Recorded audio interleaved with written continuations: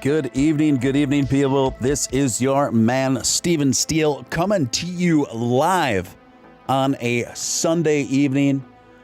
How do you do, fellow kids? We got Unicornucopia, GameStar, Brad Hassan, of course, Northwoods Peach, Mama Crypto, and they just keep filtering in. Good to see you guys. A strong day for the Doge continues. We are still holding on in the 7.3s, and this is fantastic, guys. We have not dipped below 7 cents. We haven't been below 7 cents since late last night, since about 3 or 4 in the morning before this thing went on a parabolic run. And I think I feel pretty confident saying we're going to be settling into a 7-cent window now, somewhere around the 7-cent window. And I still think this is only the beginning. I think we are going to be off and on going on these. I think it's really probable to think that we're going to be going on these parabolic runs off and on. I can't tell you when they're going to be, but what I have noticed is that these parabolic runs with the Dogecoin, the space between them in which they happen is narrowing, right? It's happening with more frequency. It's happening with more sustainability. It's happening in longer and longer windows in terms of how long it maintains its high, and then it settles. And what's even more impressive about it, when it starts to recess and retrace, that fall ratio is narrowing, and those fall ratios are becoming smaller, right? So here we have settled in to after what I'm assuming is most of the retracement is already done, and we're settling right at around in the 7.2, 7.3s. That's a fantastic place to be. Guys, welcome to Steven Steele Live. Good to see you guys. Smash that like button. Let's smash that like button. If for some reason you aren't a subscriber, subscribe. If you already subscribed and you haven't hit the bell notification, make sure you get that bell notification on, so you'll never have to wonder when your man is on again. You'll never have to wonder again. It takes all that guesswork out. Welcome, Frivera. Good to see you guys. Excellent night, excellent day for the Doge. And there's so much to be optimistic about, so much to be happy about, guys. We are moonbound. It's not a matter of if, it's just a matter of when. And now it's looking more and more imminent. Our path to the moon. Of course, Twitter has absolutely been on fire with the Doge community, just lighting it up all across the Twitter sphere. One of our favorites, It's All Risky, has just been going to town. I've never seen It's All Risky be so active on Twitter in my life. One of my favorite things he tweeted out today was Dogecoin is a viable cryptocurrency with fast transaction times, low fees, and durable security. The high amount of coins in circulation keeps coins cheap, and the issued inflation rate discourages hoarding and accounts for lost coins. I love that. And it really succinctly wraps up a lot of the strengths of Dogecoin in one really well-worded tweet. You guys, speaking of tweets, if you don't mind, I am going to drop a link to a tweet to this live stream. Those of you who are on Twitter, if I could ask you to like and or retweet this, that does go a long way. I would appreciate that very much. So I'm dropping that in the chat right now. Time to buy Doge. What's happening? What is up, Legion of Boom? Ali Bianchi. Welcome, Ali. Good to see you. Larry Ramirez is in the hizza. Rudolph, welcome, Rudolph. Good to see you all. Good to see you guys. So Let's take a look. What is going on? There is so much to be optimistic about, you guys. I just don't know where to start. So what's really encouraging is the things that I thought were going to be the main catalysts to getting more rocket fuel in our space-bound starcraft. Those things haven't even begun yet. Those things haven't even happened yet. So this is an organic groundswell of the public rallying around Doge. More and more of the public coming to Doge. More and more of the public recognizing that this currency, it's funny. I love the memes, but I think it's real. I think it's here to stay. I think it's more than a meme. Oh, will you look at that? It's got lightning quick transaction speeds. It's got very low gas fees.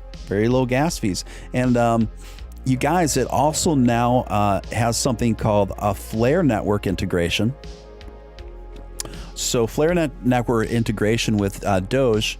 I was just talking about this on, I was asked to be a guest on Staying Alpha. Staying Alpha's live stream just earlier tonight. And so I was on a panel there for a little while. Had a great time. Staying Alpha was a fantastic host. So thank him for having me. But he started talking about Flare Network, and it occurred to me that it's something that I need to talk about more, being as Doge-centric as I am. And it's something I knew about and learned about right away when Flare Network, the announcement that Flare Network was going to integrate with Dogecoin. But I should have been talking about it more, honestly, because I think this is another excellent improvement, addition rather, to Dogecoin. So what is Flare Network? So guys, basically what Flare Network does, it enables third-party digital assets to have smart contract capability, and stuff like that. So these are the things that this is the main function, right? That Ethereum boasts of, right? Well, now Doge is going to have these very same capabilities, except with much more efficient and lower gas fees. So I think Doge is going to eat into some of that ETH business, and I think having that Flare integration is only going to make the Doge even that much more powerful in the long run. The powerful Doge. Jimmy Doge, speaking of which, welcome. RW7610. Say that 3 times fast. So glad Steve and the crew is back in new form. Thanks for having this channel. Doge is going to fly. We're going to fly together, guys. We're going to do it to it. Welcome Celeste, of course. Diversive Gamers. Weird, no notification and my list and doesn't show your live. Dang YouTube, what the heck is going on? How can I hope I'm not getting the shadow already. I've just begun. What is going on, YouTube? What is going on? I'm gonna have to talk to someone. I don't even know who to talk to. Geez, that's disconcerting. I must have triggered something. Maybe it was the few copyright flags I got over music in the past, but that wasn't even my fault because all that stuff was actually copyright cleared, but it still triggered these hair triggers, right? So I don't know what's going on. I guess I will. Let me see here. I'm just seeing who I would contact about that. I'm just looking. Yeah, if I'm not showing up in the live, that ain't right. Get in touch with YouTube creator support. Okay. All right.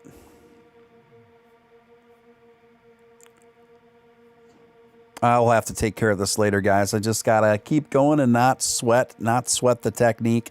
I will work it out and contact YouTube support later, and hopefully I will start showing up in the live streams, because that's some BS, honestly. I saw you on live. Someone said, okay, good. Because that would surprise me if I'm already. I mean, cut me some slack, YT. Cut me some slack.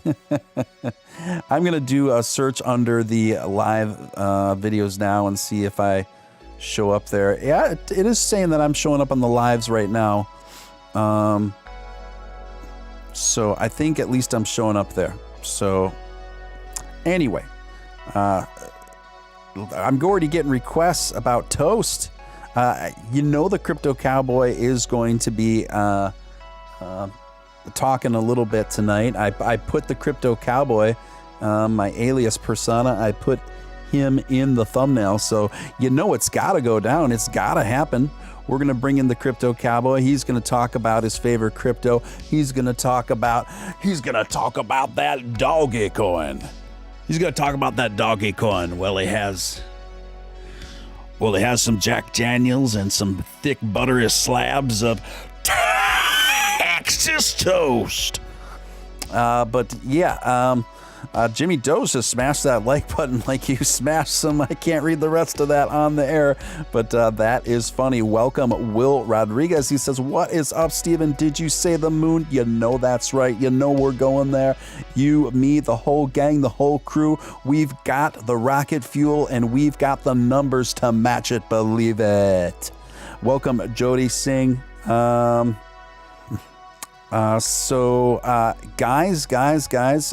also, if you feel compelled to super chat, you can do so by clicking that Stream Elements link pinned to the top of the chat.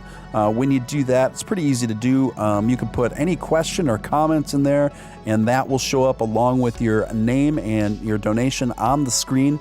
And I do my very best to get to any questions and inquiries you guys may have.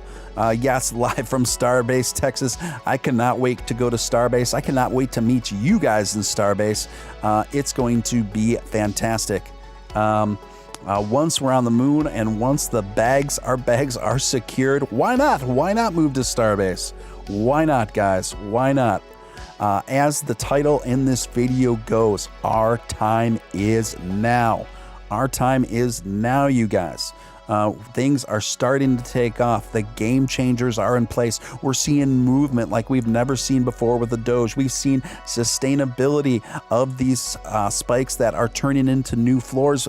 Seems like every other day right now, and I don't think that's going to stop. I think next stop 8-cent floor, guys. Next stop 8-cent floor. Now, typically we have seen a lot of resistance at that 8 cents. A lot of resistance at that 8 cents, but that's okay, because now we are reaching a critical mass of popularity, notoriety, and utility that just can't be matched in a lot of ways for what's out there. And so I am feeling good about the future. I'm feeling good about the Doge. I'm feeling good about our digital destinies. I wish I had that much Doge. Thanks for holding. So, guys, I think this is a good buy-in point, personally. Anywhere around that 7-cent margin, 7.2s.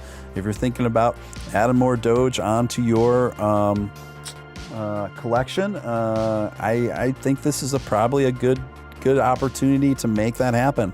Good opportunity to make that happen. Way to hold the fort. Oh, excellent, guys. So, guys, we are moving. We are grooving. We are on our way to the moon. Let's see here. Looks like got the first super chat of the night from my man Larry Ramirez, coming in with the $3.30. Crypto Cowboy says, to the moon. Well, for that, I got to give you a little taste of the Crypto Cowboy. Thank you, Larry Ramirez. We're going to take off to the moon, and the whole way we're going to be serving up thick slabs of Texas toast till we get there, my man. Yes, we are doing it to it. This is your man, Steven Steele, coming to you live. We're just getting started with the Doge After Dark. Doge After Dark. Look at all the 8s in the chat. I'm not sure what that means, but I support it. Steven, I remember when you bought in at 7.8 and I bought it at the same time. Jody, you definitely go back. See, I wear it on my sleeve, you guys. Now I bought some more Doge today. I'll probably buy a little more tonight or tomorrow. But I bought at my highest buying point. I bought when it seemed that the rocket was going vertical, and I bought in at around 7.8, 7.9. Can you believe it? And I'm telling you that because that's how much I believe in this coin. I bought in at 7.8. And I'm not even sweating the technique. I'm not even sweating it, guys. My first buy-in was around the 2 cent. I bought my first big haul around 2 cents, and then I bought most of my Doge around 4 cents, and then I added on to 7, almost 8 cents at one haul. And then today I put some more in at around 7.3, and I'll probably do it again tonight or tomorrow morning. But the long haul, guys, again, Upshot. Upshot is predicted, and Upshot's got some pretty good predictions. He's got a really good track record on that stuff, and he skews a bit more conservatively. He's predicting the Doge will reach 40 cents by the year's end, by the end of 2021. Your man Steven Steele, a little bit more optimistic in that. I am honestly putting this coin at 50 cents, putting the Doge, the DOGE, at the big 50, somewhere around there by the year's end. I think that's entirely doable. I think that's entirely realistic. And for all of the research and the numbers that I've looked at, and then I figured that with all the external factors surrounding that, I think it's more than reasonable to think that Doge will get to 50 cents by December of this year. I took a screenshot of my issue and tweeted at YouTube. Awesome. Let's see what else we got going on in the chat. Started buying in January, had buys all the way up to 6.9. Hey, Jimmy Doge, no shame in that game. Listen, I bought in all the way up at 7.8, and I'm not even sweating it. Once you're on the moon, do you really think we're going to be losing any sleep over? Oh, gee, I wish I would have waited. I wish I would have bought haul at 6.5 cents instead of 7.5 cents. No, it's going to be at 50 cents and beyond. I mean, so really, don't sweat it.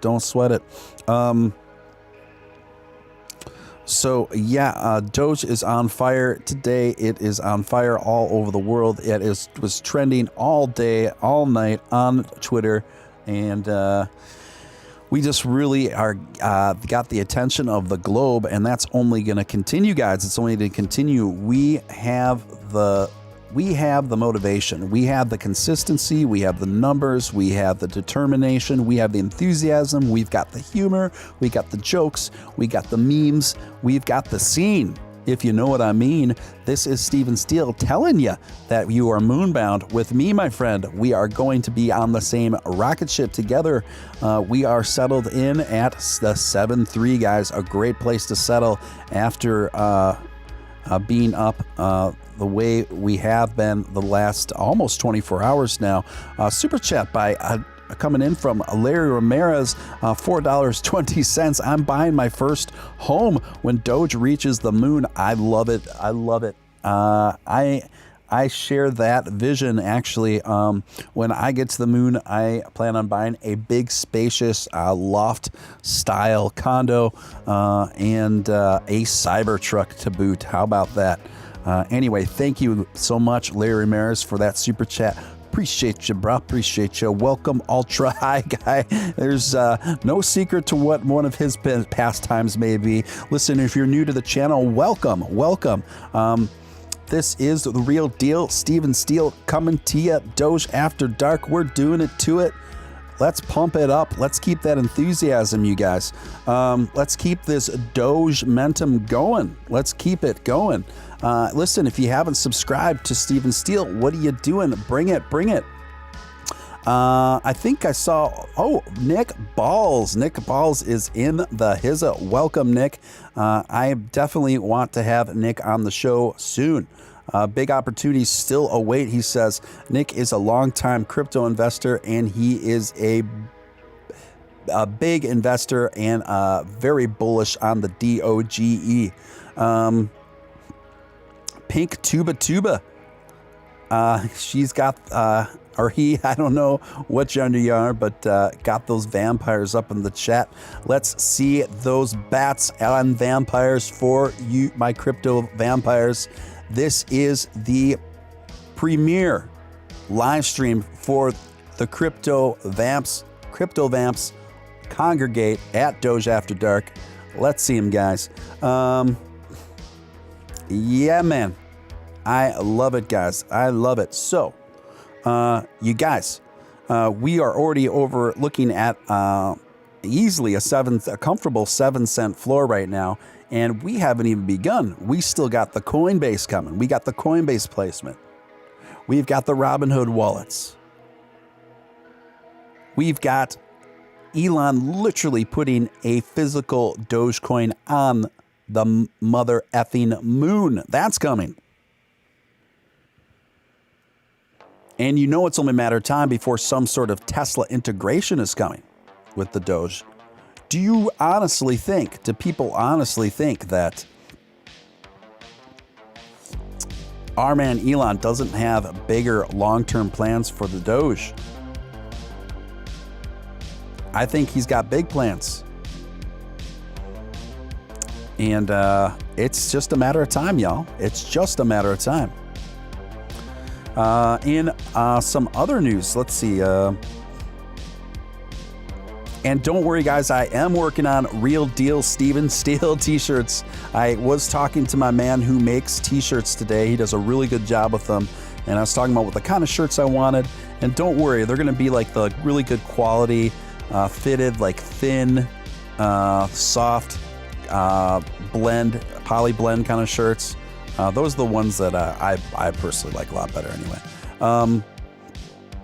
So let's see, guys, another surprise breakout for the day. Well, it's not really a surprise to me because I've been so bullish on this coin for so long. VGX finally rising above in a bit of a breakout right now. It's up over 3% just over the last 30 minutes. And for the day, it's up over 25%, you guys. VGX absolutely on a bullish run for the week. It's just incredible. So for just in the last day, since this morning, VGX is up a full quarter of its MV, guys. So right now, VGX on a bull run at about $5.78, closing in on I'd say $5.50 before the night is through. So I am excited about that. Finally, my VGX is in the green, if you know what I mean. It's time to stay on the scene with the Voyager team. It's going to be really a good future for VGX, in my humble opinion. Not financial advice. As my man Crypto Batman says, it's financial fried rice. If I'm can borrow one line from him tonight, will be the one. So guys, VGX Voyager is more downloaded than Robinhood. It's more downloaded now than Coinbase. If you haven't got on Voyager, consider it. My referral code is in the first sentence of the video description. That way you can fast track past that waiting line and you get that $25 in free Bitcoin when you use my code. But more importantly than that, I really do see VGX and the people that I trust most in this space and who have been most right on and spot on with their predictions are all putting VGX between a market value of between $30 and $50 by year's end. So just some food for thought to figure in. Nice will do. Good looking out. Let's see, guys. Let's see. Wu-Tang and American Saga. You guys are talking about the Wu-Tang Clan. I don't know why. we can talk about the Wu-Tang Clan. I'll tell you something I do know about the Wu-Tang Clan.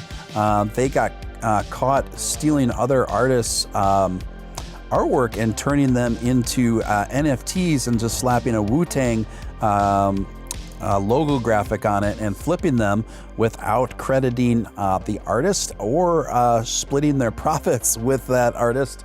So that's kind of sketchy. I mean, I know Cream cash rules everything around me, but that's taken it a little bit excessively, especially when I imagine the members of Wu-Tang Clan can't be that strapped for cash. So each member of Wu-Tang Clan's probably more set than each one of us. And so for them to be pulling that kind of stuff on the NFT scene is pretty sketch. I gotta say, it left a little bit of a sour taste in my mouth. I hope NFTs, I'm not in favor of any sort of over-regulation by any means, but I do think there needs to be some basic laws, some basic regulations put into place in the NFT space that protects the artists, so people can't just literally lift artwork from artists and turn them into NFTs without the artist's permission, and not splitting profits or giving credit to those artists. That's wrong. That's not right. We don't want that. Johnny Yabera, welcome to the scene, Johnny Yabera. Steven Steele started with me talking about the Defiant Ones. Okay, now I got it. Not to take away from the Wu-Tang Clan's music. I still have fond memories of the Old Dirty Bastards solo album from the early 90s. In fact, at my shop today, I sold an Old Dirty Bastard record. I saw when my employee sent me the receipts of things sold today. Yo, Steven, what happened with Trust Wallet? Let me tell you something, guys, about Trust Wallet. Steven Steele is not bullish on Trust Wallet. Steven Steele does not like Trust Wallet. I am not a fan of Trust Wallet. I'll tell you what happened. I tried to convert some SafeMoon back into BNB so I could transfer it into Binance and either keep some of those coins as BNB, because BNB is doing pretty well now, and then deposit the rest into my bank account. Well, it's just so difficult to do these things on a platform like Trust Wallet. So basically what happened is I lost between the amount of money that I converted from SafeMoon to BNB, I lost $300 in that process. That can't be accounted for. No one can tell me where it went or why it went or how to recover it. It's just gone, guys. It's gone. So I'm not happy about that. I don't like that. I don't like that. So far, Trust Wallet hasn't been any help on that. And then when I keep getting error messages whenever I try to transfer the BNB to my Binance wallet, won't let me do it. And then when I contacted, finally one person got back to me at Trust Wallet and said, "Oh, now you got to restore your wallet because we're having a lot of errors now, and a lot of people are having this problem." And then I quickly realized in the Telegram customer service Telegram thread, a lot of people that have been transferring SafeMoon to BNB have been coming up short on hundreds and hundreds of dollars. Some people even over that into the $1,000 or $2,000. So a lot of people are having the same problem when they transfer SM to BNB. Big chunks of money disappear, go unaccounted for, and no one can tell us why.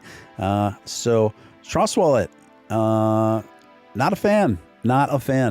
I don't think people should have to go through all this just to purchase a crypto. I just think it's absolutely ridiculous. Why is Ethereum going up? Because they're old school. They've been around. They have forged solid long-term relationships with captains of industry. I was just talking about this on Staying Alpha earlier. So even though there are coins, obviously, that have much lower gas fees than Ethereum, and much faster transaction speeds than Ethereum. Ethereum's old school. They've been around a lot longer than most coins, and consequently have already set relationships with Visa, relationships with other really big companies for them to use Ethereum blockchain for an indefinite period of time. So despite other coins being superior in some ways, right in the very areas that Ethereum even specializes in, you guys, it almost doesn't matter because they've made those connections. Steven Steele, when you swap a coin, you need to play with the slippage. Yeah, I know. I had my slippage at 12%, CJ, so I don't think that was the issue. Because I was told that I wasn't able to transfer it back out to BNB unless I did that. So, and the last time when I first bought SafeMoon, I wasn't able to purchase any SafeMoon unless I had the slippage to at least 11%. We are moving again, are we? Real Nick Balls says, all right, I'm out, brother. You have a great stream. I'd love to come on sometime if you get started any earlier. Yeah, I do, Nick. I do occasional day streams, earlier streams here and there. Just my usual MO is Doge After Dark, but that's not my only MO, so I will keep you in mind. I would love to have you as a guest sometime, and we will keep in touch. Nick Balls, thank you, my man. Jimmy Doge, ETH is tied with everyone, and is actually used by tons. Yes, this is so true. They're just so well established that I don't think there's anything that's going to stop ETH, you guys. And now there's going to be different coins and integrations that are going to eat into pieces of their market, but overall, ETH is a monolith, and I don't think it can be stopped at this point. So if you have investments in ETH, I wouldn't be so quick to pull them out. Steve, what do you think about BitTorrent, VThor, and VeChain? BitTorrent, I'm still a fan of, but I'm less of a fan now. My opinions of its future are uncertain now, where I used to be much more bullish on it. But I just can't deny what I'm seeing in the numbers and the algorithms. I feel like Tron has shaping up to have a better future than BitTorrent, put it that way. VeChain I am a big fan on. I'm very bullish on. I just got to be patient, and I think VeChain is going to have a big day in the sun. Staying Alpha and RD were selling me on OMI, OMI. I am familiar with OMI. I have been researching it, but it wasn't enough to compel me to put some serious investment in it. But those guys raised some really good points, so I am just thinking that one over now. We'll see.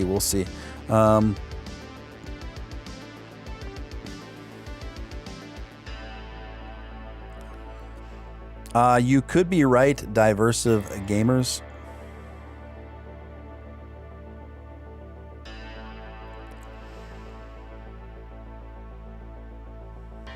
Yeah, VGX finally making moves, finally on the move, guys. VGX finally move, and this is great. This is great, you guys. And I think this is just the beginning for VGX, in my opinion.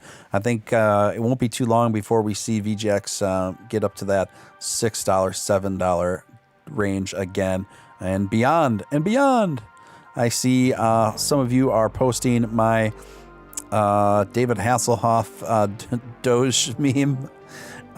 So that is fun. That's a fun one. Let me refresh and make sure I am still in the lives, just to be sure I am not, you know what. And yeah, so I am showing up in the lives. So we are good, you guys. We are good. The number one question that I get whenever a coin that I cover goes up dramatically in value is now a good time to buy in? What about now? What about now? What about now? What about now?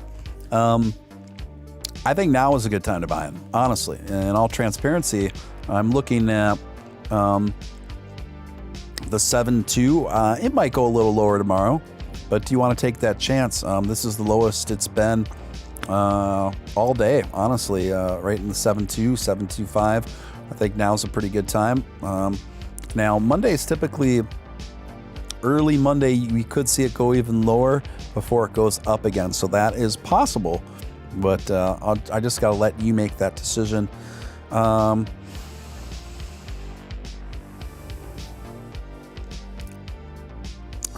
Omega Knox, can't wait for VGX to boom. You think it will follow BNB? I do. And I think, I don't know if BNB has a promising long-term. I haven't seen enough to justify putting it in the long-term big boy category yet, but I have recently invested in BNB for at least short-term. BNB is doing quite well right now, and in no small part to SafeMoon. So, ironically, my BNB holdings are doing better than my SafeMoon holdings, in part because of SafeMoon. So how about that for some ish? Steven, what about now? What study stroke like that sexy, like that button? Oh, thank you, Decepticon Prime. Are we there yet? We are on the way. We're not at the moon yet, unfortunately, but we are getting there, my friend. Listen, if you are watching the stream and if you haven't hit that like button, smash that like button to get this video, this live stream up in more of the YouTube algorithms. This channel is just 2 weeks old, but we are growing each and every day with a mighty, fun, positive, vibrant community, and we just have a blast. Night after night, we've been having a blast on Doge After Dark. So do me a favor and hit that like button. If you haven't subscribed, hit that subscribe and join us.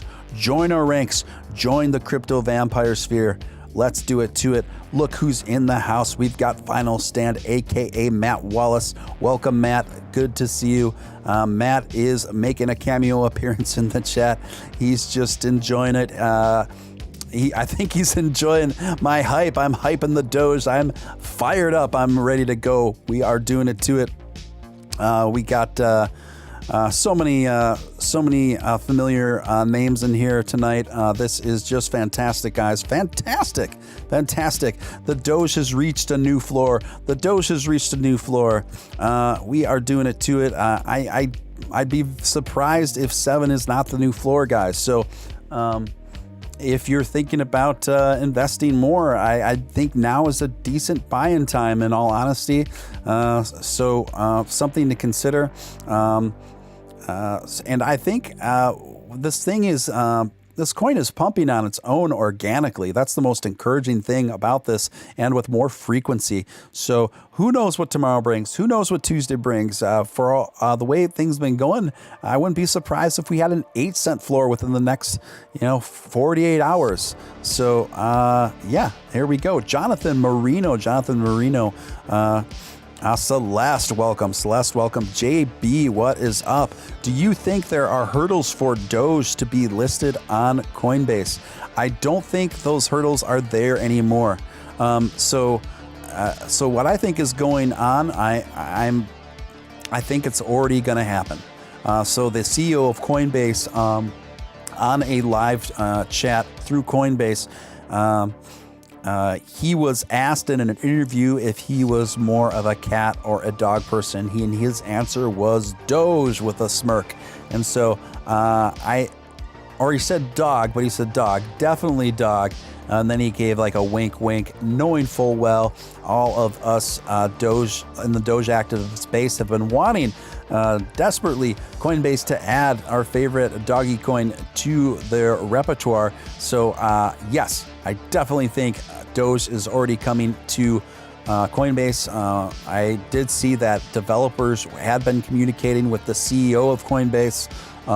When I think it's going to happen shortly after Coinbase releases its IPO, goes public with its IPO, because that is going to be the most advantageous window for Coinbase to draw more investors to its IPO.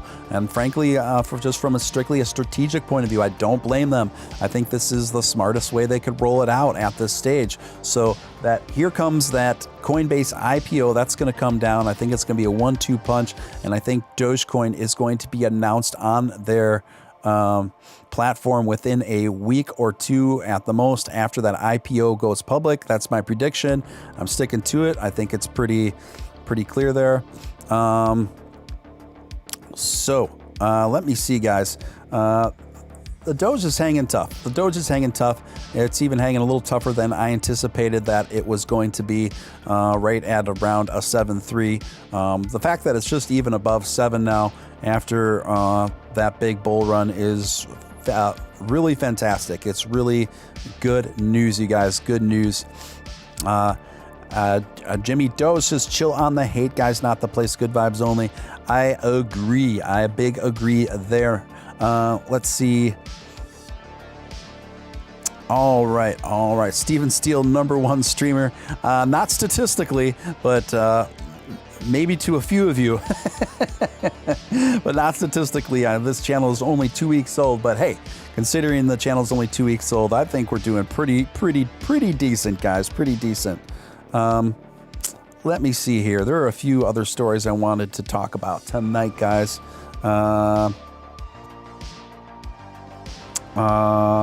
Oh yeah, check this one out. Peter Thiel defies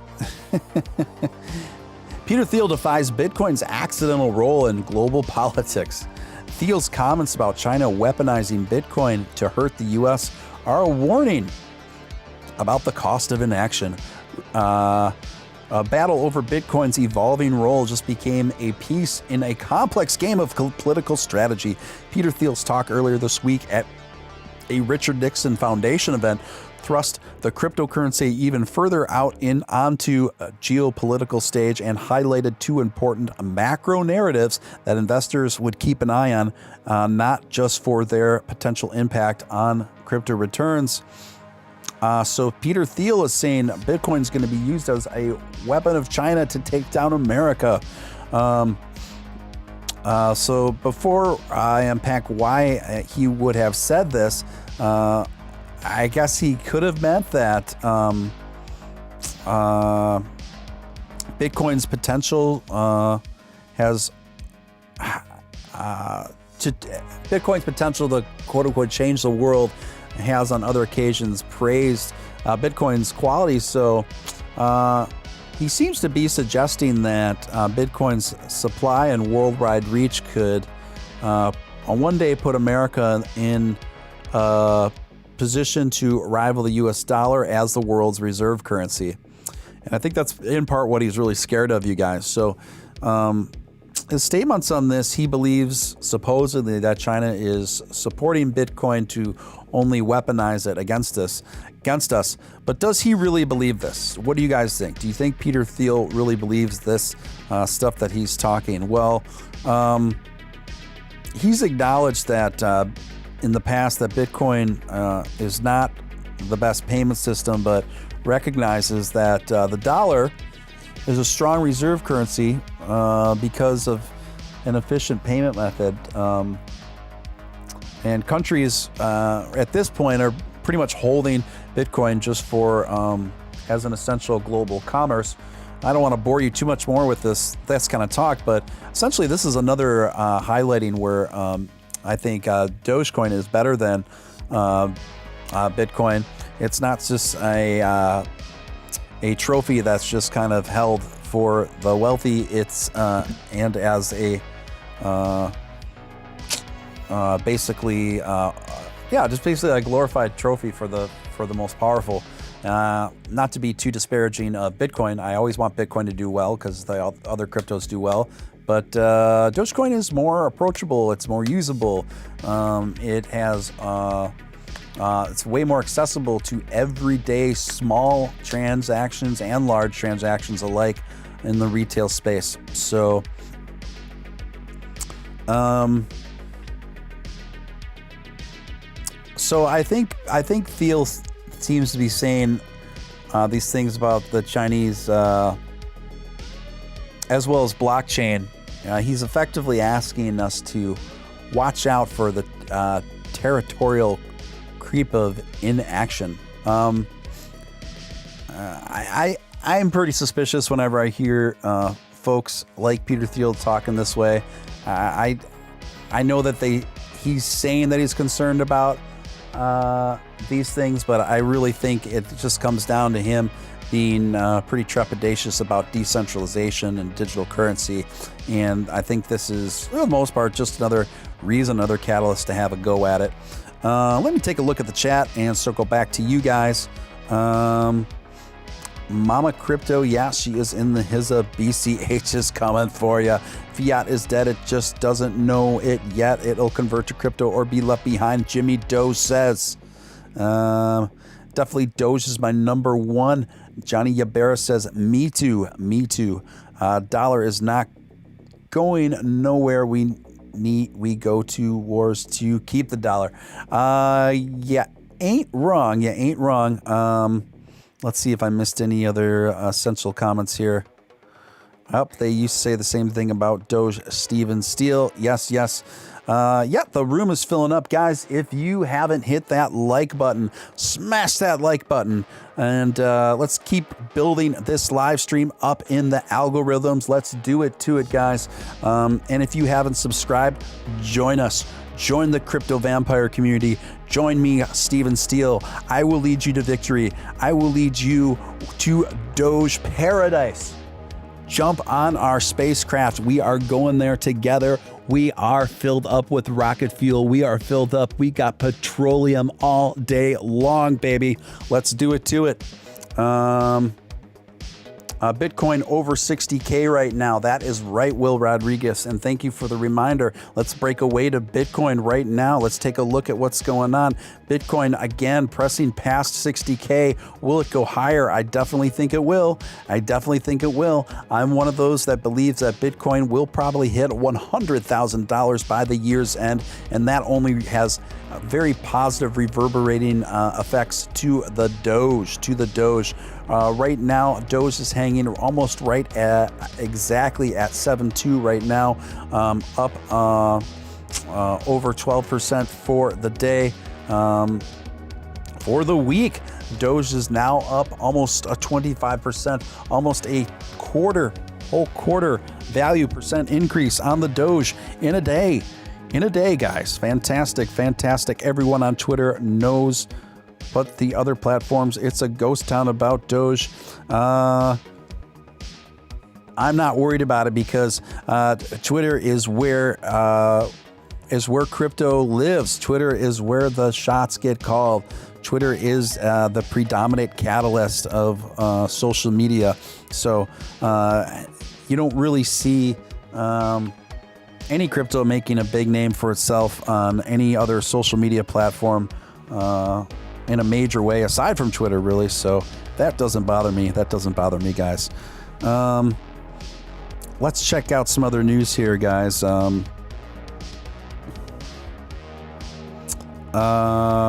What's going on with Voyager token, Dogecoin, Binance Coin, XRP, Monroe, PancakeSwap, etc.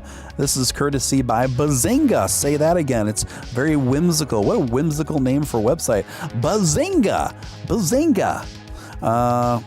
And they go on to write, the crypto market is in bullish territory with Bitcoin traded at 2% higher at 59.91 at press time on Sunday. Voyager token VGX is trading 18.7% higher at $4.89 at the time this was written. This came out 3 hours ago. And of course, since then, VGX has only risen higher. It's only risen higher, guys. Right now, VGX, just since this article was written, has already climbed to $5 and 38 cents, guys. And just 3 hours ago, it was at $4.89. I don't see this bull run stopping anytime soon. Of course, it's going to have its usual retracements, but I think the overall trajectory is going to keep sailing. Voyager is absolutely killing it on the crypto app market right now. I don't like to call it an exchange because it more operates like a brokerage.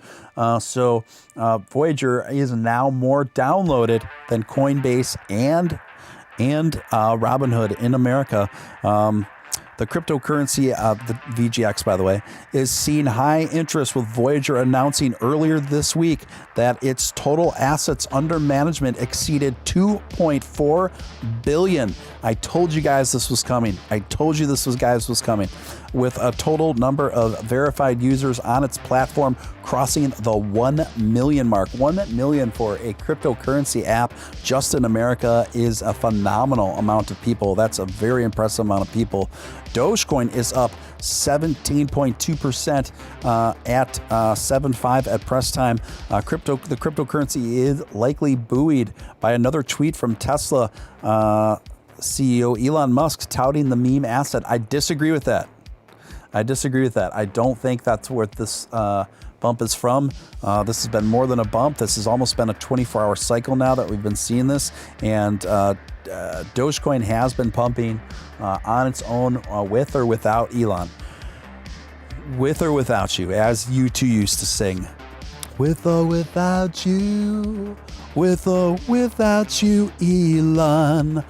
Our market value will go up with or without you.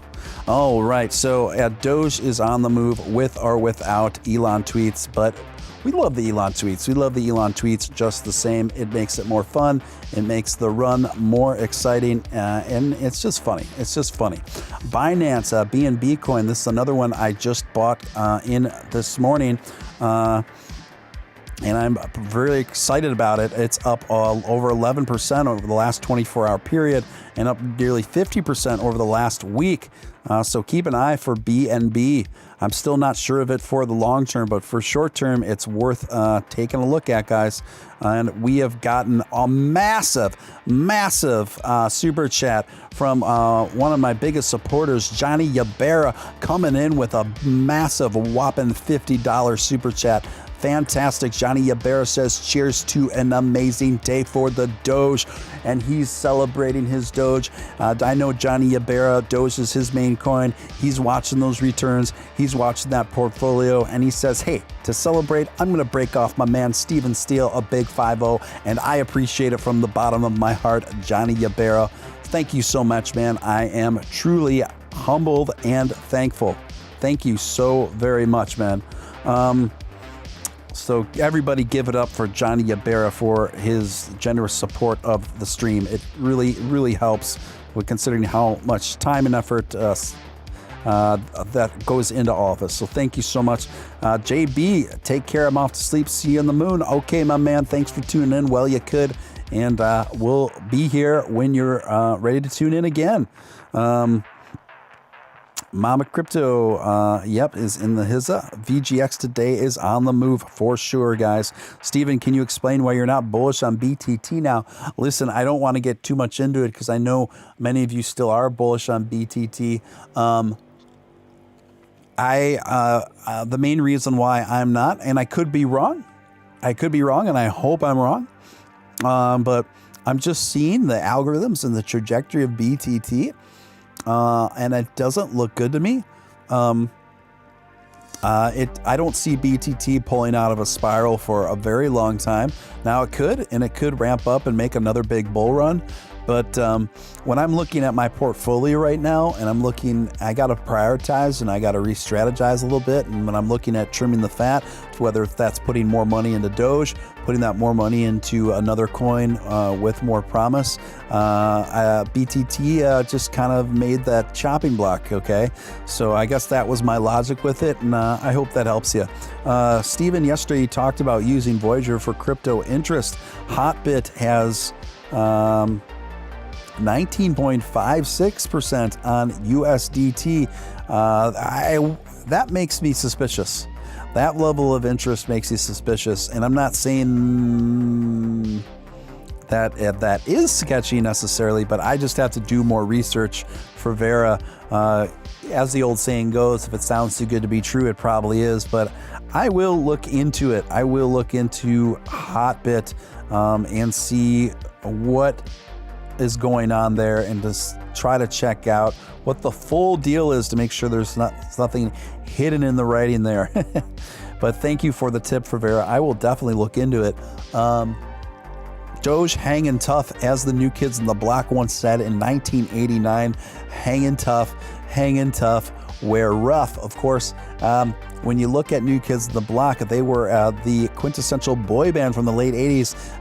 They were many things, but tough was not one of them, which made the song even that much more amusing. My first girlfriend ever, Christina Gonzalez, she dressed like one of the Fly Girls from In Living Color. She was a huge NKOTB fan. How do you know that the acronym is NKOTB off of New Kids on the Block, just off the top of your dome? Well, let me tell you something, mister. I was around a lot of girls at that age in the late 80s and in the early 90s, and they said that acronym so often that it's just permeated into the subconscious of my brain, and I can never forget it. At that time, I was not getting down with NKOTB. I was getting down with Depeche Mode. I was getting down with skate punk. I was getting down with punk rock. I was getting down with Public Enemy. I was getting down with who else? Some other 90s, bit of 90s hip hop. Souls of Mischief, Tribe Called Quest. I was getting down with them too. Maybe an incentive to get some liquidity in their platform short time. No way they can keep it that sustained. Yeah, that's what I'm thinking. That's my first thought, actually. Jimmy Doge, well stated there. Whereas Voyager has expressed, the CEO has expressed that the 9% interest that they're offering with USDC is a permanent long-term thing. So I think it's probably a temporary incentive to draw people into the platform. I don't see how they could keep a near 20% interest rate on USDC sustainable to a lot of people for the long haul. I just don't see it. I'd just be curious to ask someone, a rep about it. Favorite punk ska bands, Steven. Oh man, I can't say I'm the biggest ska fan. But I do like some. I grew up on Operation Ivy and things like that, I suppose. But I'm more of a fan of old school punk rock. I like the stuff from the late 70s and into the 80s. Is probably far and away my favorite genres of punk. So I like the really early stuff, like the Dead Boys, obviously the Sex Pistols. I like the Buzzcocks. I like Agent Orange. I like a lot of the earliest skate punk of the 80s. I could just go on and on. What is good? I got a mod in the chat finally. This is great. Welcome, Jason Huffman. We are having a great night. We are pumping the Doge. We are pumping the good vibes. We are pumping the synthwave music, and we are just enjoying the ride. This is your man, Steven Steele. Real deal, Steven Steele. We've already been on 1 hour. Can you believe it, folks? 1 hour. It's been an hour of power. It's been a power hour. We are feeling good, y'all. We are feeling good. And if you are one of those lurkers who hasn't said anything in the chat, come out of the shadows. We've got a great community here. You can assimilate with us. Join us. We are the Crypto Vampire crew. Christina Miss Thick is in the hizza again. Hey. Just like they say. Welcome, Christina. It is good to see you. We miss you. GameStar. Johnny Ibarra, let's go Operation Ivory. Good call. Yes. Oh, I like the Vandals too. I could think of more. It's just, when you're on the spot and you're thinking about favorite music, like right now, I know there's more. I like early TSOL. I like Agent Orange too. That early Cali skate punk from the early 80s I quite like a lot. There was a episode of 21 Jump Street. You guys know the original 21 Jump Street from the late 80s, and I think in the early 90s as well. And most of you probably only know 21 Jump Street from the movies, which are hilarious, by the way, with Jonah Hill and what's his name? Magic Mike guy. Anyway, but the template for that show those movies are based off a television series from the late 80s called 21 Jump Street, about very young undercover cops going on stings and missions and all that sort of thing. And there was an episode of 21 Jump Street where Johnny Depp, so that was also where Johnny Depp first got his start, was in 21 Jump Street. You may be asking yourselves right now, what the heck does this have to do with cryptocurrency? What the heck does this have to do with the Doge? It's got nothing. It's got nothing to do with cryptocurrency or the Doge, but you know how we do it here at Doge After Dark. We talk about a lot of variety of things. We keep it moving. We just keep it bouncing around, and then we circle back to the crypto. Don't worry, we'll get there. So Channing Tatum, thank you. So there was an episode where Johnny Depp had to infiltrate punk rockers, SoCal punk rockers to figure out who was behind this big crime wave. So Johnny Depp put on a flannel shirt around his waist, a leather biker jacket, and combat boots, and went to a TSOL concert. TSOL played a live concert and kind of soundtracked that episode of 21 Jump Street. And to prove that he was down so people wouldn't be suspicious he was a cop, Johnny Depp took a massive stage dive from the top of the giant speaker system. So anyway, Doge is dipping a little further, guys. We are going to the 7-1. Not surprising. So again, this could be another advantageous window to buy in.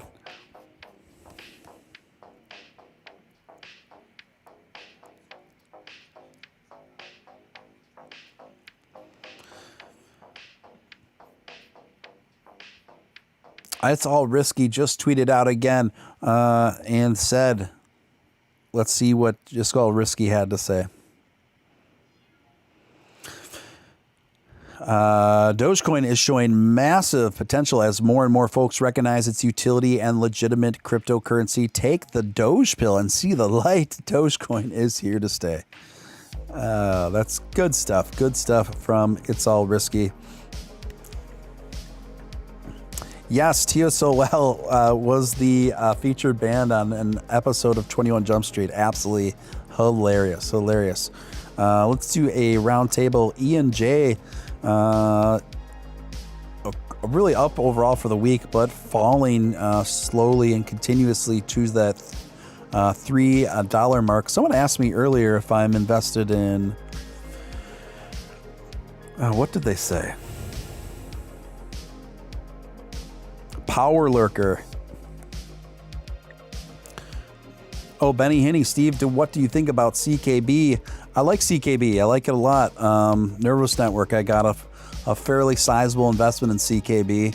And it's back up for the day. But it also went down really sharply after being up. So even though it's up a lot for the day, that's not saying a whole lot when it comes to the bottom line, because over the last week, it went down about 9%, so it's basically stabilized back up.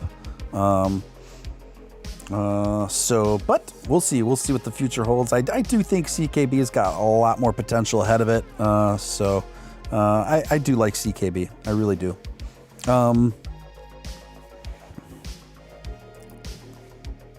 Let's see, guys. Sorry, my computer came unplugged and just got to make sure it's plugged in.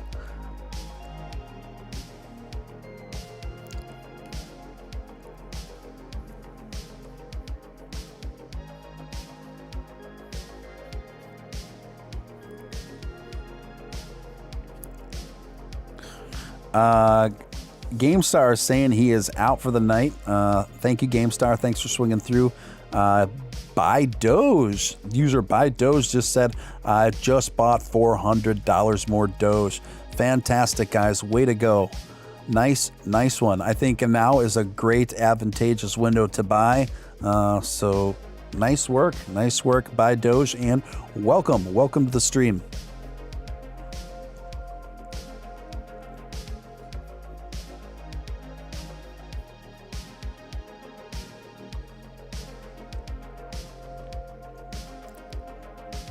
This reminds me, I can't believe it's not Christmas. Christina, if you want to jump on the air for a little bit with me, you're more than welcome. I'll patch you through the Discord server. Just let me know if you want to hop on for, 20, 30 minutes or something like that. Happy to have you. Mama Crypto, good night, GameStar. Oh, yeah. Good night, GameStar.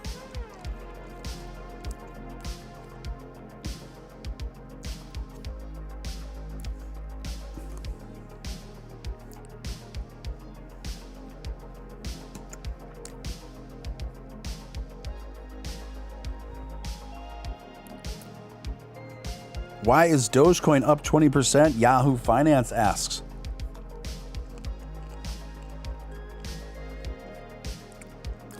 Now they're trying to speculate why.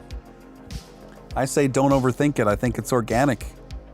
I don't think this call can be attributed to Elon at all. I think this is organic critical mass stuff, the kind of stuff you really want to see.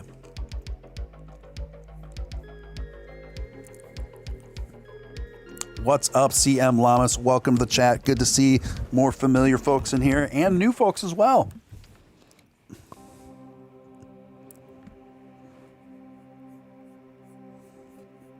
All right, hold on. Just give me a minute. Christina.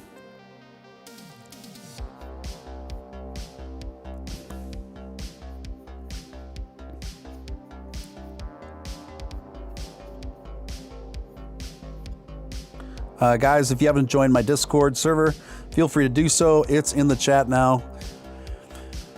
That is where you can join it, including you, Christina. And then, Christina, you want to join that Discord and then join the waiting room, and then I can graft you in from there, okay?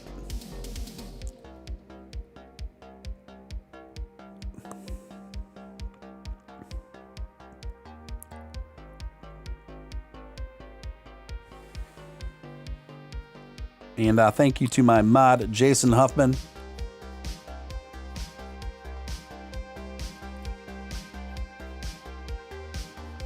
And there are a variety of coins right now, guys, that I am researching for you guys, that I'm going to be researching over the next few days and talking about them and giving you my honest, no BS opinions on them. So watch for that. I'll be spotlighting some new coins, some new altcoins, things like that. And doing that homework so you don't have to. And so I've got a roster of those that I'm investigating. I'm investigating right now.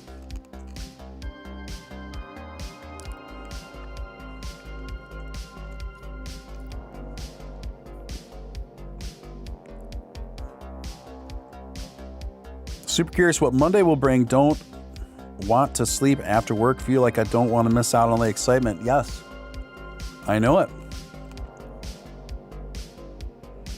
It's a hard week to sleep with all this excitement, guys. Hard week to sleep with all this excitement. Poor Man Trading, welcome. Poor Man Trading just did his first live stream at Stain Alpha's stream. He did a good job. Welcome, Poor Man Trading. Welcome back.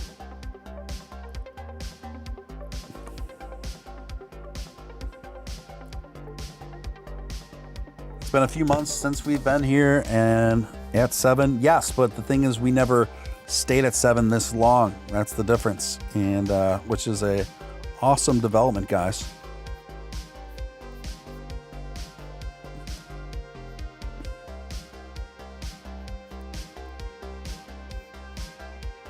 Christina, you just got to let me know when you have joined the server because I don't know what your username is. I don't know who you are, so you just got to let me know.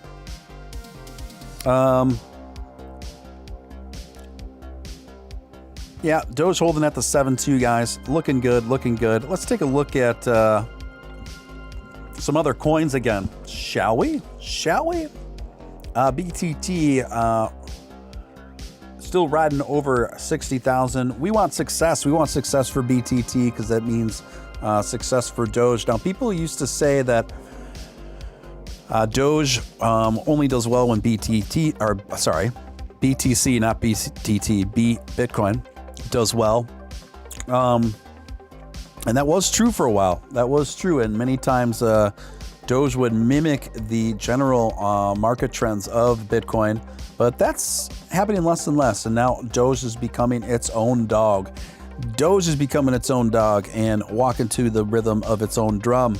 And so that's very encouraging because that doesn't, now it's looking like the market value of Doge is not going to necessarily be dictated by Bitcoin, which is a very, very nice development to see.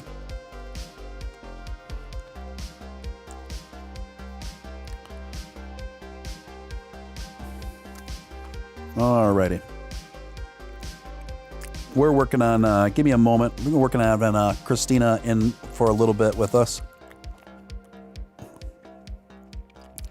Christina, you got to join the waiting room, and then I can graft you in from there. Poor Man Trading, I haven't live streamed, but I'd be happy to.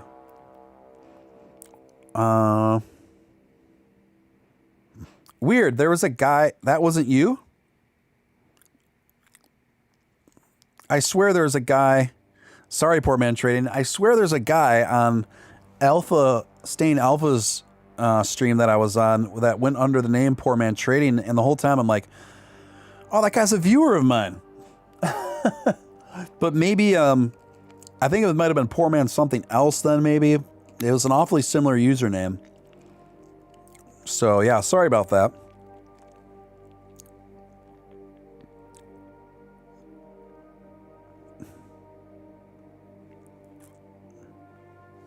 I would only buy if I could wear a mask to hide who I am.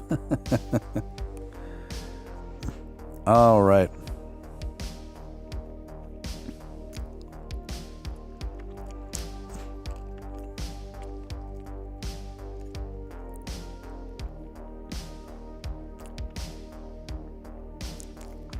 I'm just working on getting Christina in right now.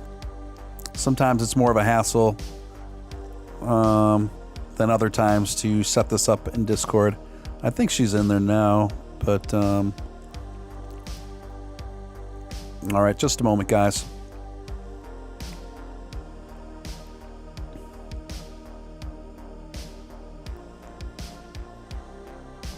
Okay. Check 1 2, check 1 2. Christina, can you hear me?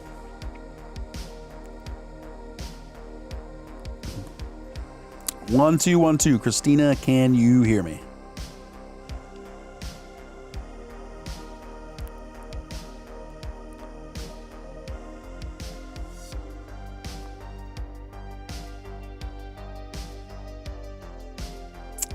So I don't know if she can hear me or not, but the show must go on. Hopefully she can figure it out. Guys, we are seeing a retracement getting close to that 7-cent line. So if I'm being honest, and if you haven't bought more Doge in yet, and if you have, like I bought a couple $100 more at the 7.3 line, but I still think at this point I would just wait, because it's right now we could see it go into the upper sixes at this point. Yeah, so I would just wait. I would wait for a more advantageous, potential advantageous buy-in point. Not that right where it's sitting right now is bad, because it certainly is not, but I'm just trying to help y'all out. Trying to help y'all out.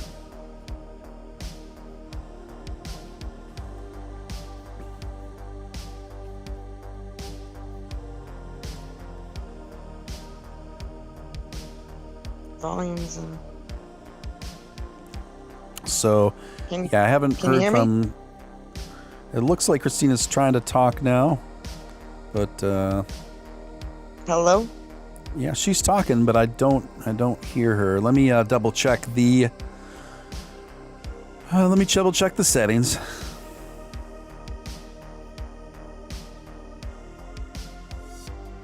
It was working just fine for other guests, so I think everything's set up where it needs to be.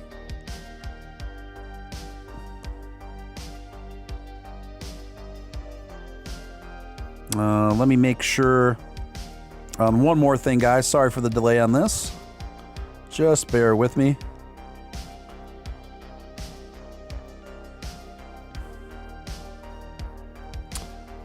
Christina, give me another mic check if you can hear me. Give me another mic check if you can hear me.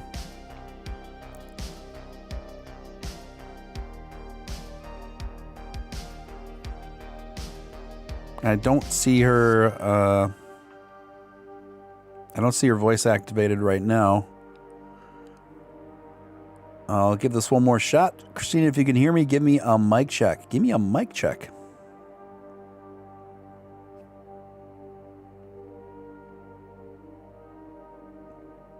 Not quite sure what's going on there.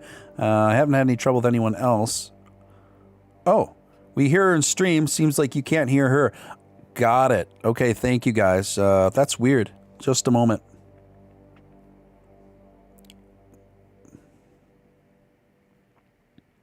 How strange. Just a moment, guys.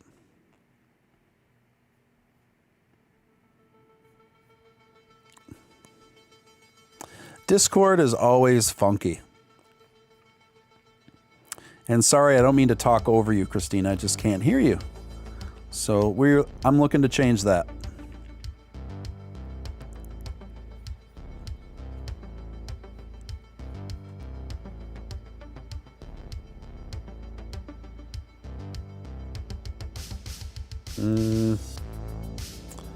Sorry, guys. Just a moment.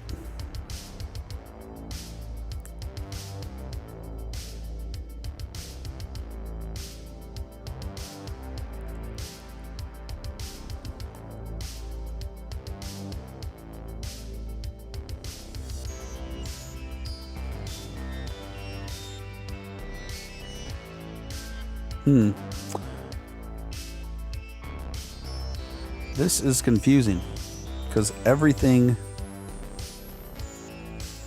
Can you hear me now? Okay. She's talking. I can't hear her.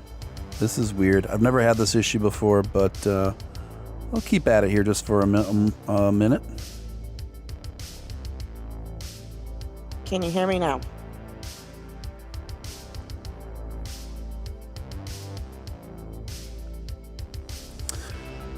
Christina, do me a favor. Just hang up and log out, and then come back into the waiting room. Sometimes that will do it. So just hang up, and then come back, re-enter the waiting room, and then I'll graft you in again.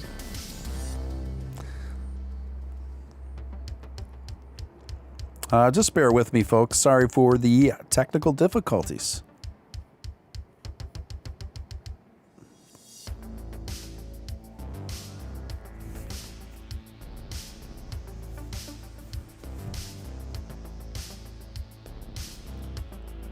Hello, hello. Try this again, Christina. Give me a sound check here.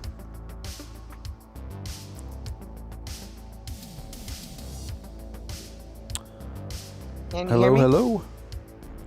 Hello, hello, Oh, hello. nuts. I still can't hear her. What the heck? Still can't hear you, Christina. I'm sorry. Christina, just hang tight. I'm going to put you back in the waiting room. Sorry, but I'm going to put you back in the waiting room just momentarily while I figure it out. I don't know if it's an issue on your end. I suspect it might be an issue on my end. But I've never had this before. Usually I can hear just fine. But your voice isn't coming through my mixer on. Check her user volume, someone said. I can't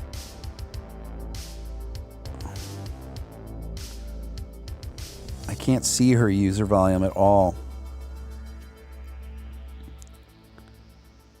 Maybe she needs to turn up her volume on her end. Check your user volume on your end. Make sure.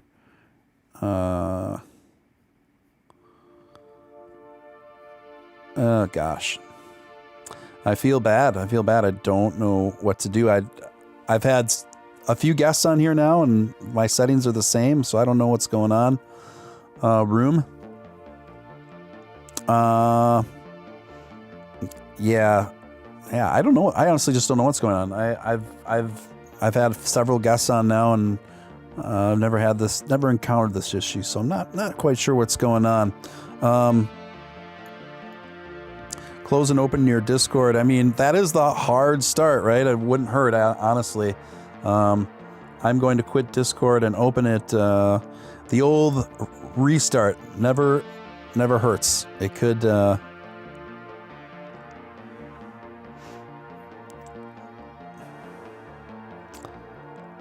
mod is asking what's the worst pickup line you've ever been told. I like bad pickup lines personally. I the cheesier the better. Bring them.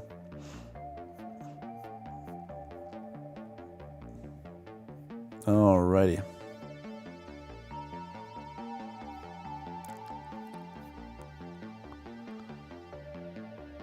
Let's see here. Let's see if the hard restart worked or not. Christina.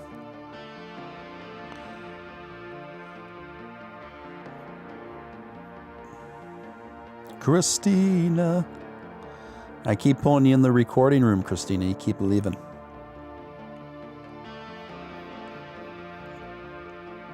I know there's got to be schmaltzy love songs named Christina, but I not quite sure what those are. Now she's in the general voice chat.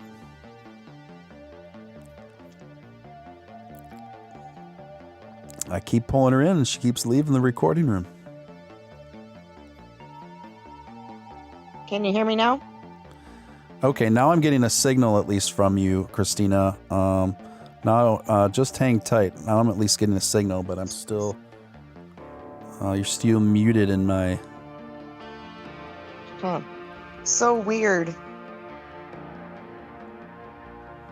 Okay, give me a sound check again. Just say 1 2 1 2.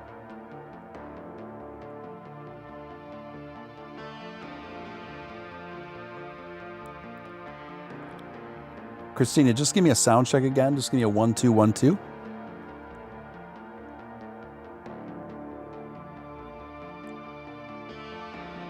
I'm not getting any signal now. I don't know if you're not corresponding or if you can't hear me or if you are talking. 1 2 1 2. Okay, there I'm getting a signal, but I'm not hearing you. Okay, so I'm just gonna have to give this one more try and then go on with the show, guys. If I can't get her through on this one, we'll just have to have her back another time. Let me check one more thing, and if not, we'll just get back to the show, guys.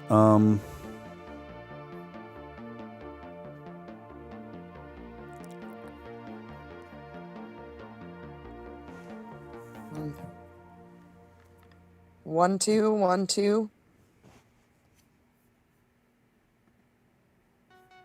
Can anyone hear me out there? Hello.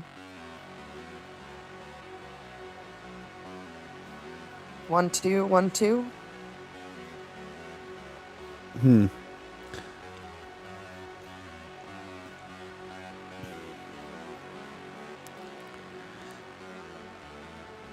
I know.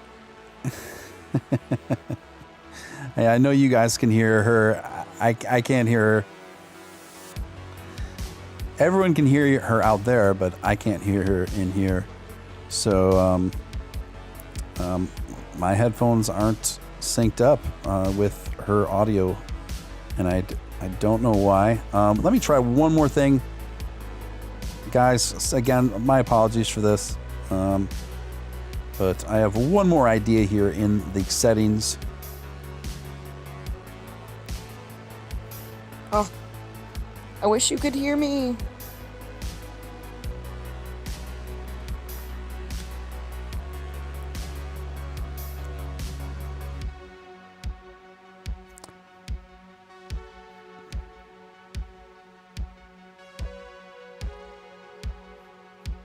Okay.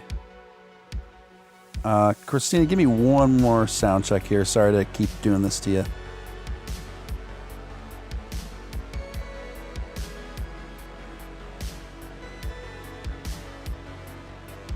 One, two, 1 2 1. Yeah, I'm seeing it, but I'm not. It's alright, Steve. You can move on. Wish I could have talked to you tonight.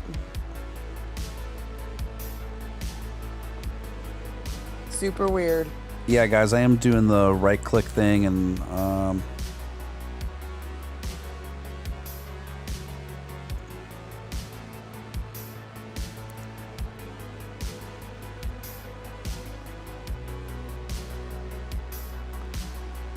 Yeah.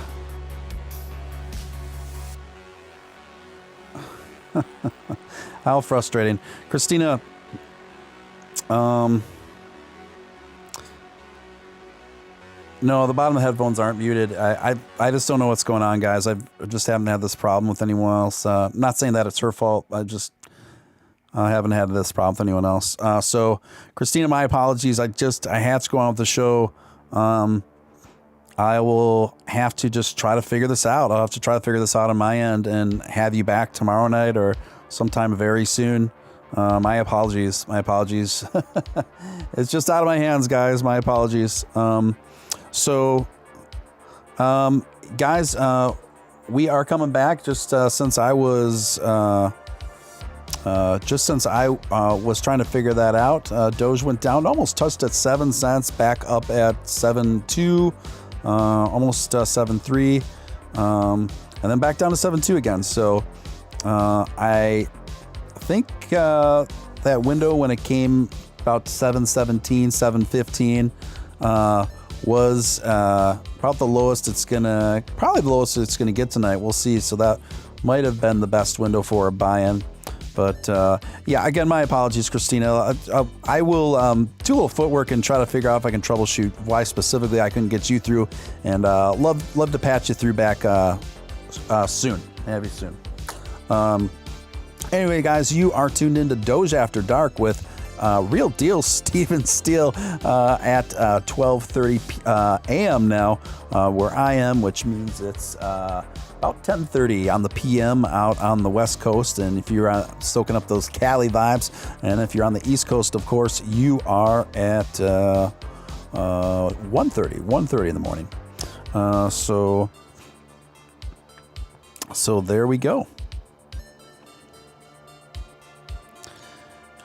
Yeah, guys, I seriously, I double checked all those system preferences and everything, and I can't go into it. I double, triple checked them, and when you're running through a streaming app and you got all the stuff hooked up, everything's just got to be set up just right, and I checked all that stuff, I assure you. I'll just have to figure it out for another date. So guys, the future of Doge, where is it? I think it's inevitable. The future of Doge is 50 cents by the end of the year. I think that's very, very probable. And this has been a wake-up call for some people that have been putting some money in Doge, kind of forgot about it or kind of lost some of the enthusiasm. And to see it just rally up like this has people wondering, whoa, is this really happening? Yes, it is. Should I be buckling down on my investment in Doge? Quite possibly. Should I be prioritizing Doge a little bit higher than some other coins may have been paying attention to? Quite possibly.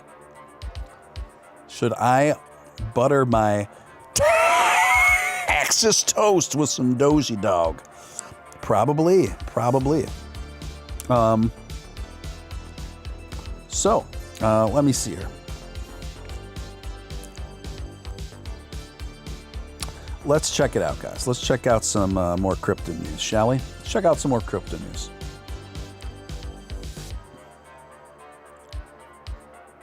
Uh, 10 best cryptocurrencies to invest in for 2021. Huh. If Doge isn't on that list, you should feel pretty silly, Katie Heberbrand, who wrote this.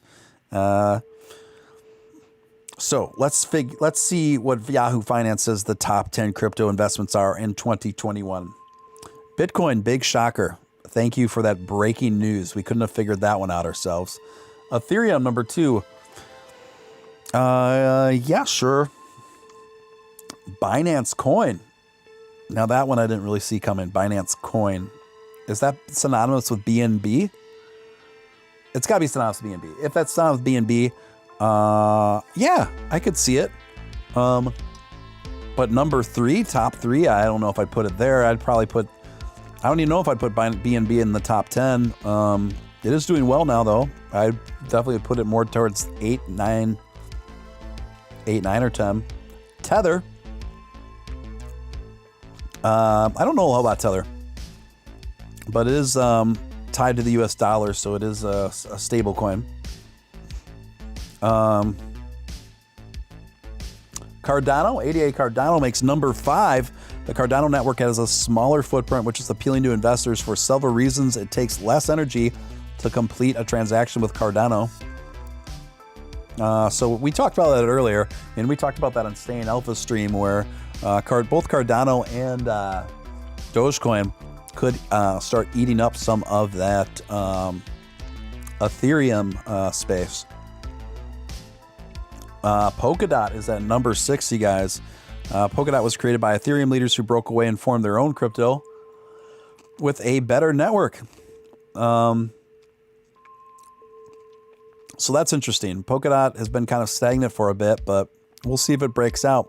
7 is XRP. Now, XRP, that is AKA Ripple, has been absolutely ripping it up the charts. Those who've had the patience to endure the SEC and legal attacks and duress that XRP has been under, you are winning now. You're winning. So congrats. Congraturitos. Litecoin number 8. I don't know if I'd put that there, but Litecoin has not done a lot in a long time, but we'll just have to see. I honestly, I don't know the future of Litecoin. Chainlink, of course, that doesn't surprise me. That's at number 9. Stellar XLM is at number 10. That's Stellar Lumens. That is a pretty underrated coin, so I could see it making the top 10. What do they say about Stellar Lumens? It caters to a niche market. It will likely see other companies try to compete against it if other cryptocurrency network creates a better platform and takes traffic from Stellar. It could affect the stock.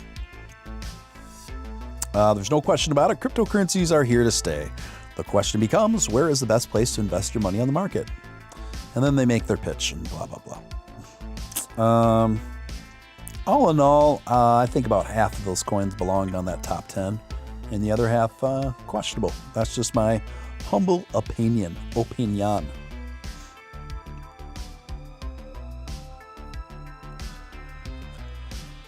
Let's see here, guys.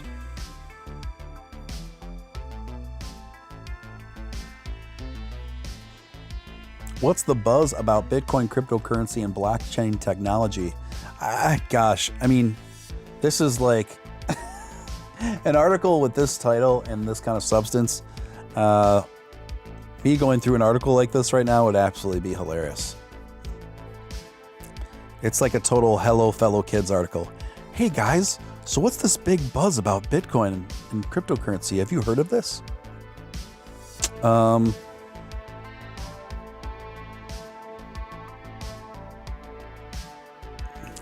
Just checking the chat, guys. Just checking the chat.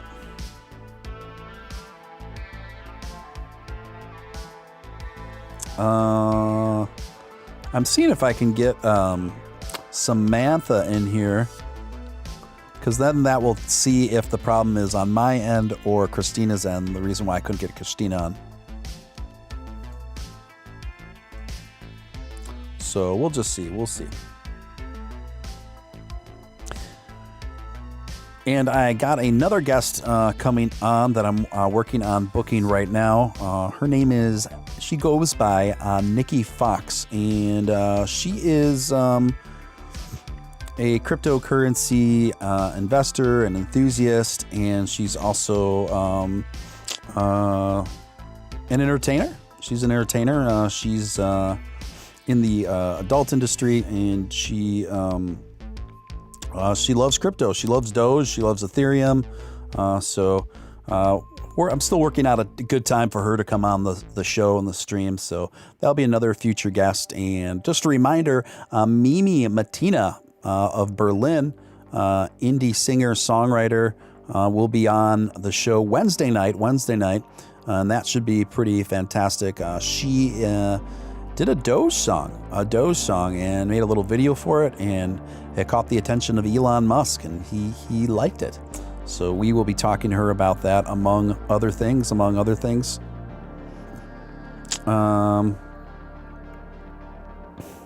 Why hello, fellow basement dwelling neckbeard, says Decepticon Prime. Stories. I've told many of my stories. I actually, when you're not on this stream, guys, you want to check out, I don't think many people realized I uploaded it, but I uploaded a story called The Carnival Date. So check that out. That is I think one of my better stories, called The Carnival Date. So when you're not watching this, just go over the videos uploaded on the Steven Steele channel, and it's in there. Thoughts on OMI or UBX? I don't know a lot about UBX. OMI is something I have been following for a while, but I haven't pulled the trigger on. But I think that I'm going to. Seems like a pretty advantageous window to buy OMI right now. So I think I'm sold on it. I think I'm sold on OMI. And the reason why I'm sold on it is because it's definitely in that NFT space, but what I like about it compared to other cryptos in the NFT space is you can actually has technology for people to make their own NFTs kind of spontaneously. And I could see that kind of technology really catching fire, and a lot of integration, even when integration with social media and stuff like that. So yeah, I think OMI is probably going to continue to do really well. So probably. So I will, probably be investing in OMI soon. UBX, I just gotta take a second look at. I've heard of it, but I don't know anything about it.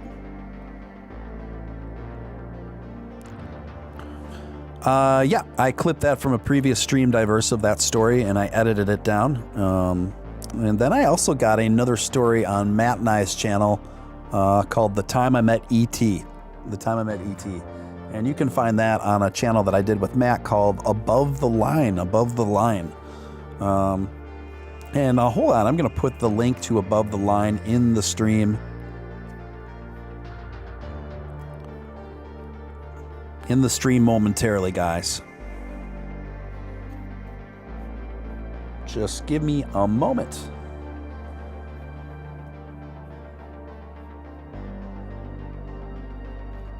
So there is a stream to that channel that Matt asked me to collaborate with him on.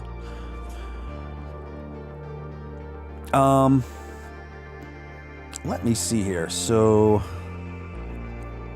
I think we're all caught up with... Okay, Samantha just wrote me back.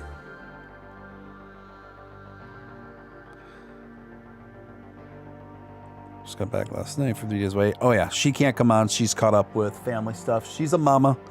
She's got a family. She's just got back in town from a camping trip, I believe, guys. So I could take this time to answer your questions, comments from you guys. Just let me know.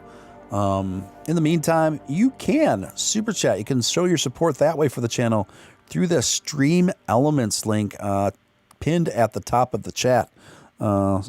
So it's hard to beat the amusement and fun that comes out of the Doge community for sure. Attic Dweller, are you a cowboy? Am I a cowboy? I'm a space cowboy. I have a alter ego. His name's the Crypto Cowboy. So yeah, sometimes the Crypto Cowboy takes over.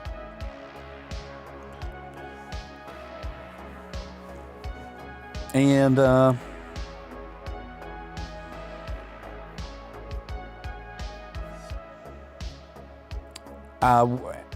was asked earlier tonight on Staying Alpha's stream if and when Doge will make it to $1. Now Upshot wasn't quite sure. He wasn't quite sure if it'd make it to $1. I am more optimistic than that. I do think Doge will inevitably make it to $1, but I just think it's probably going to be a while. I could see Doge at $1 in 2+ years, 2 to 3 years. I could see Doge to $1 in 2 to 3 years, guys.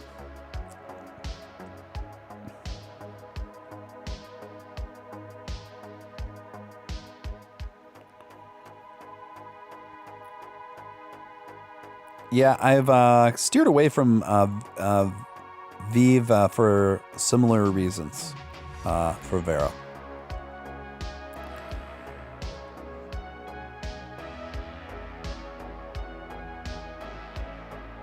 Yeah. Updates for Above the Line channel. I honestly haven't had much time to work on that because I've been working on my channel more lately, but definitely there'll be more output on the Above the Line channel. It's basically highlight clips, the most amusing clips from my show and Final Stand show.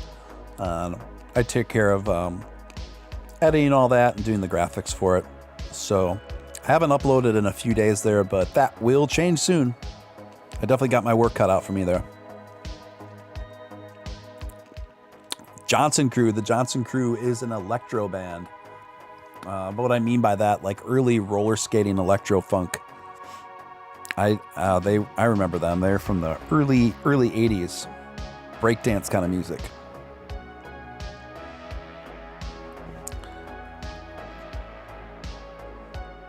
And Pac Jam.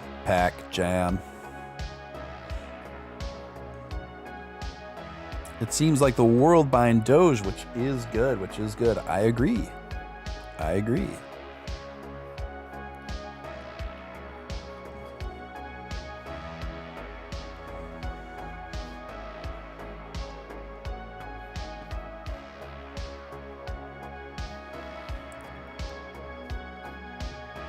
Let me see.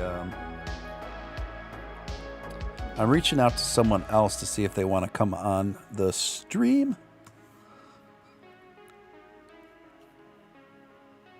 So I'm just working on that stuff behind the scenes, guys.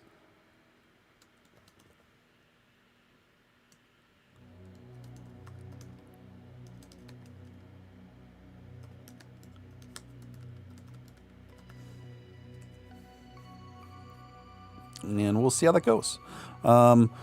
Favorite food. My favorite foods are Vietnamese. I love Vietnamese food. I love pho. I can eat it every day of my life. I love Thai. I love Thai food. And I love Italian food. So French, Thai, and Italian are my favorite cuisines. Steven kind of reminds me of Jet from Cowboy Bebop. Wow, that's a show I haven't heard in a long time. That's that quasi sci-fi graphic novelesque cartoon animation series, I think, right? I know it's Japanese. I need to look up that character.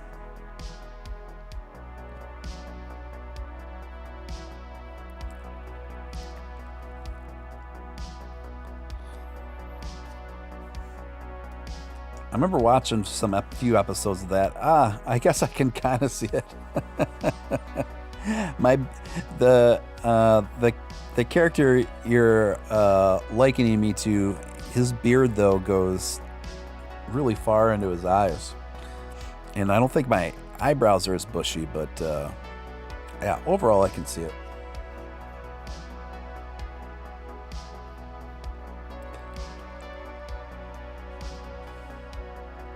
Yeah, Cowboy Bebop is a good show. Good show.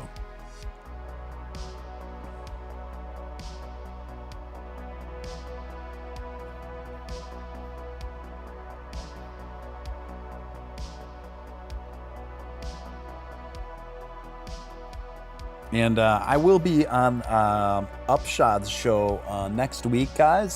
So keep an eye out for that. I'm going to be a guest on his show next week, so that'll be really cool.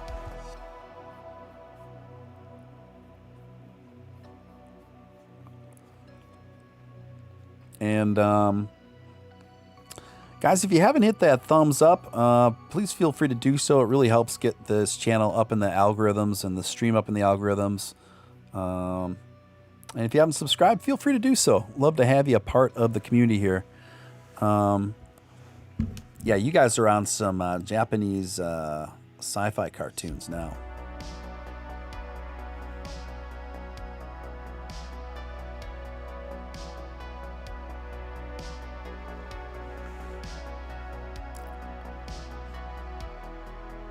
Yeah, yeah. It should be pretty cool. We just gotta work out the dates on that, you guys.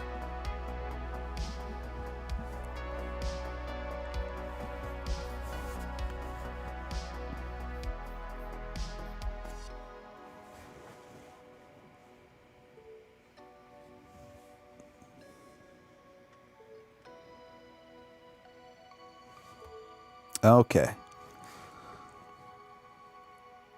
Yeah, Upshot was great. He and I seemed to work really well off each other. We both agreed. So definitely we'll have him back. And I think we'll probably be end up being semi-regular guests on each other's shows.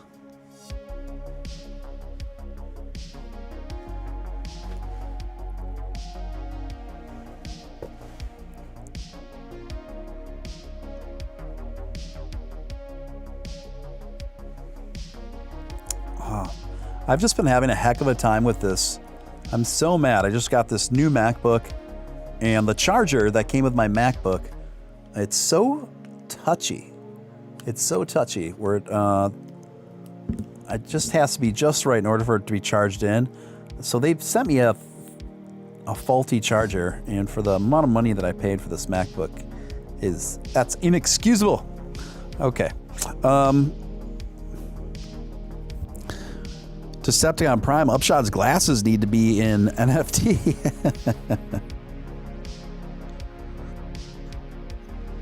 That's funny.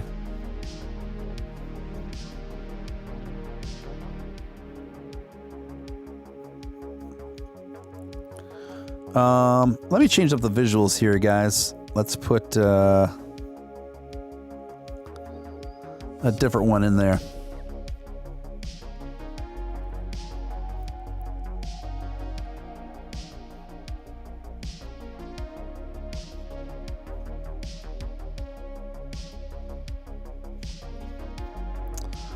There we go. Doge hanging tough at about 7.25. It's been this way for a while. It's a great sign, a great sign.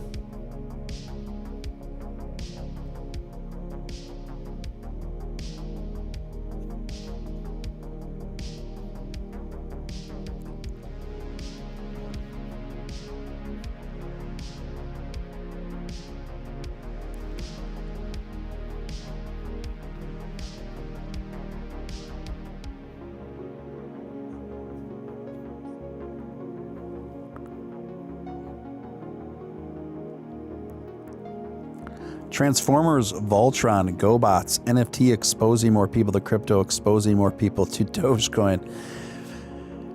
Oh man, you're really bringing back the memories for me between all of those. I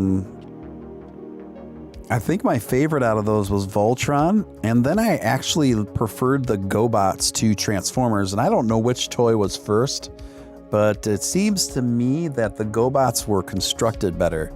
The GoBots had more metal, or made out of more metal, and Transformers was more all plastic. That's what I recall as a little guy anyway. I don't know if I'm recalling that correctly.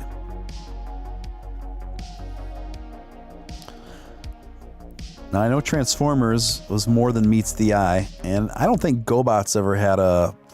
Maybe they did. I think they did have a show. I think there was a cartoon and a theme song, but that one's eluding me.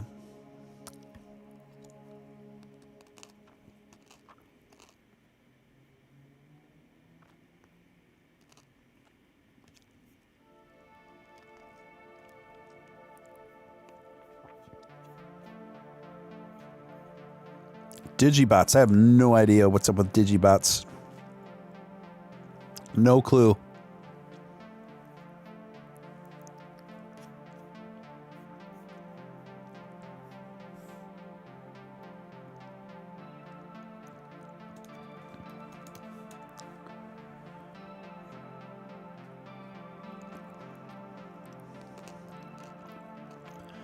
So this is a story that just came through, you guys, about an hour ago.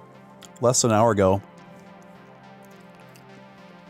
More of Elon Musk's rocket appears to have washed up on the Oregon coast. a fisherman discovered a large capsule-shaped object resembling another piece of debris found on a farm in Washington. Pieces of debris suspected to be a part of the SpaceX rocket that turned up in the Pacific Northwest sky were pulled out of the water in Oregon coast last week. On March 25th, videos posted to social media showed a giant, large, bright fireball flying across the night sky in Portland and Seattle. According to Lincoln County Sheriff's Office, on April 9th, a fisherman discovered one large capsule-shaped object on Alcia Bay.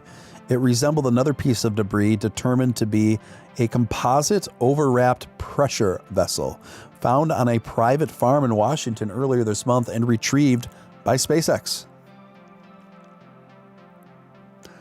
In the press release, the sheriff's office said it also contacted SpaceX, could not confirm if the object belonged to the company, but determined through photographs and debris was safe for transport. The object was then moved to an undisclosed location for further analysis. Yeah, imagine if some SpaceX rocket parts just landed in your backyard.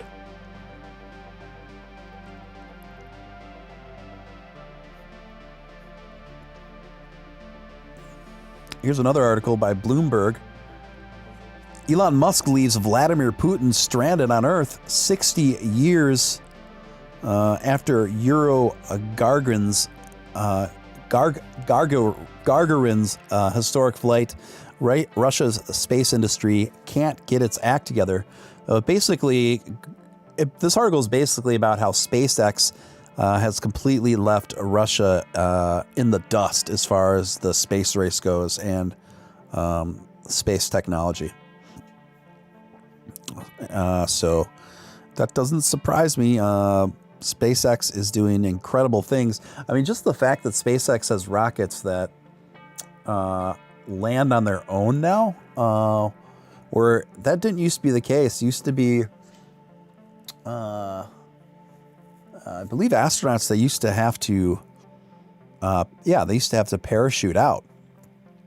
And now it's so wild to see these rockets land on rocket pads in reverse. It looks like somebody just took a rocket launch, footage of a rocket launch and put it in reverse. It's just wild.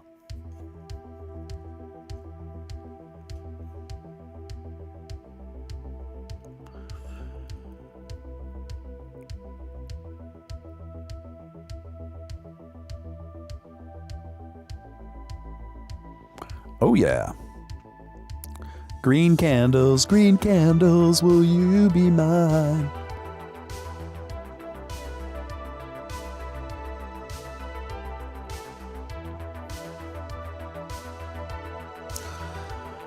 Steven Steele, you think VGX will hit $6 today? That'd be a pretty optimistic prediction, but let me tell you something.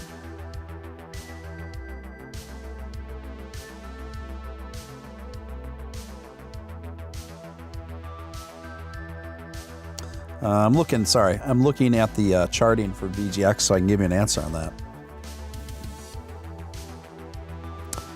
Give you my honest take on if I think that's possible. I mean, it's possible, but if I think it's probable.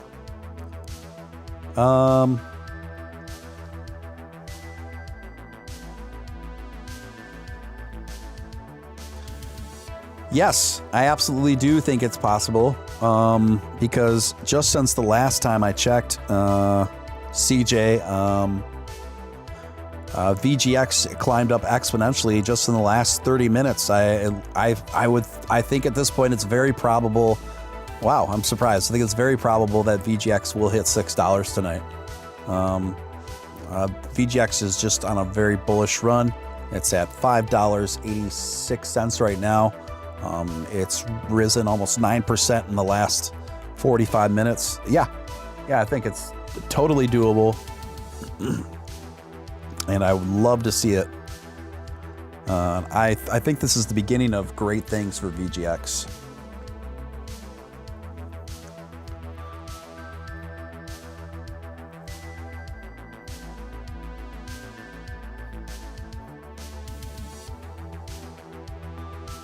Let's see here.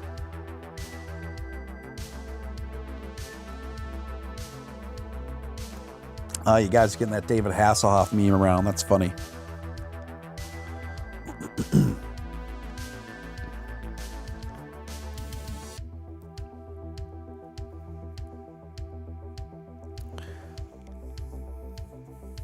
Ask price is over $6 on Voyager. Oh, wow.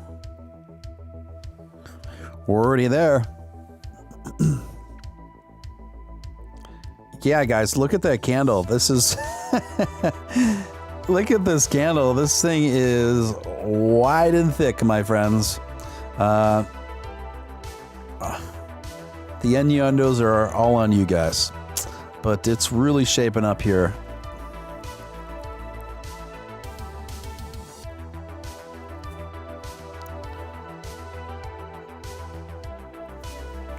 Yeah, it doesn't surprise me. I think Tron is a better, shaping up to be a better investment than BTT for short and long term. I'm afraid. Yeah, that candle's wild, you guys. That's a long one, and it's still growing. Ooh. It's thick like Texas toast, my friends.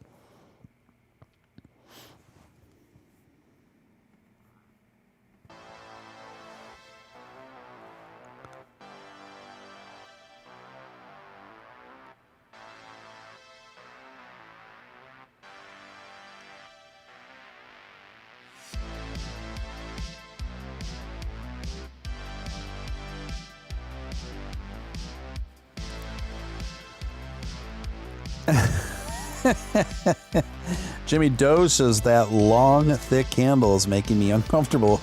It's so big. But don't. So many easy jokes to be made from there, ladies and gentlemen. So many easy jokes to be made from there.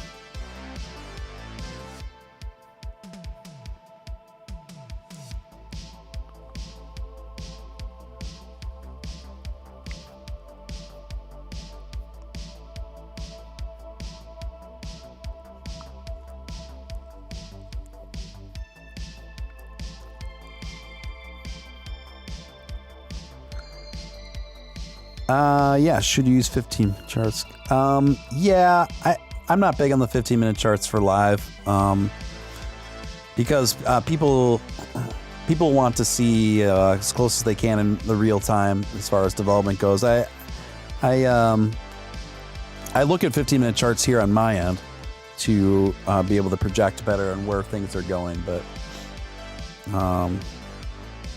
most people want to see the live numbers.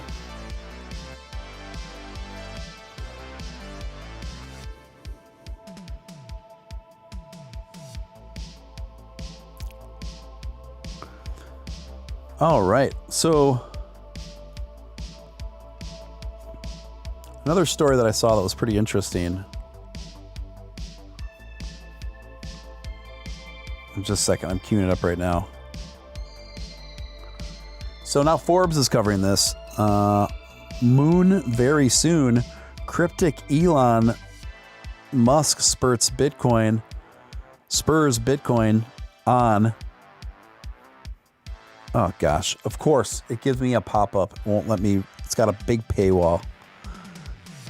Yeah, sorry, I'm not paying $8 a month for Forbes. Not gonna do it.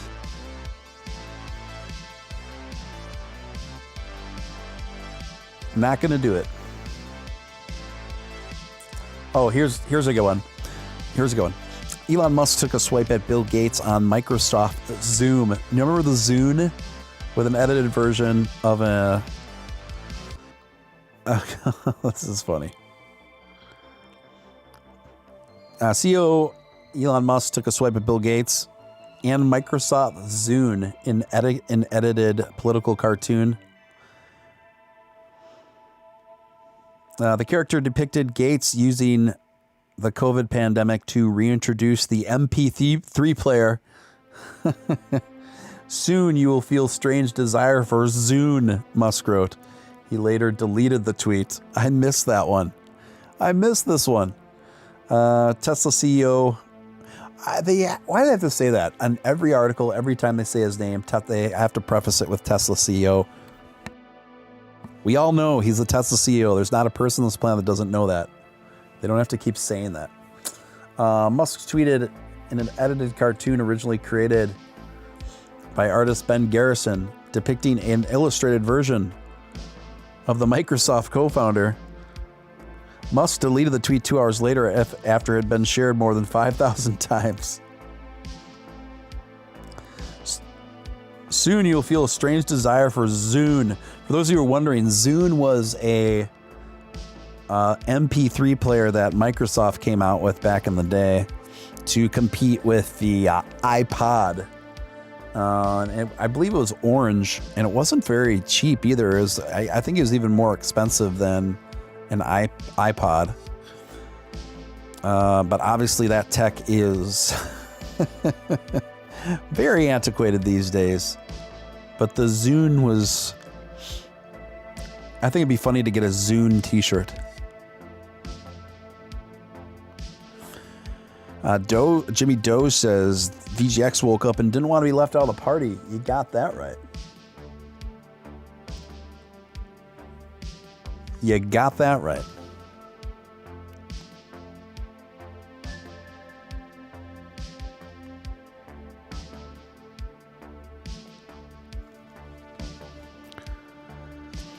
Microsoft cult leader. Does anyone in this room have a Zune? Did you have a Zune?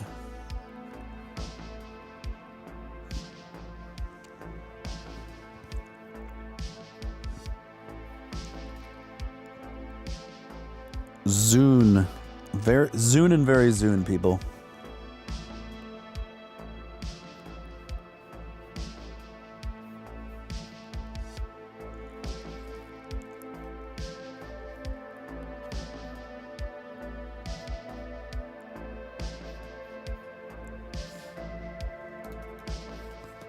Oh, yeah.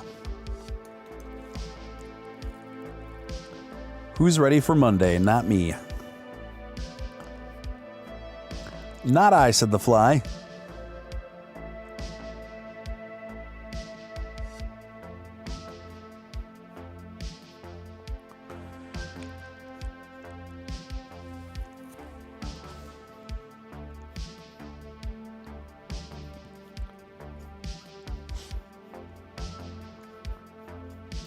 Let's see what's going on.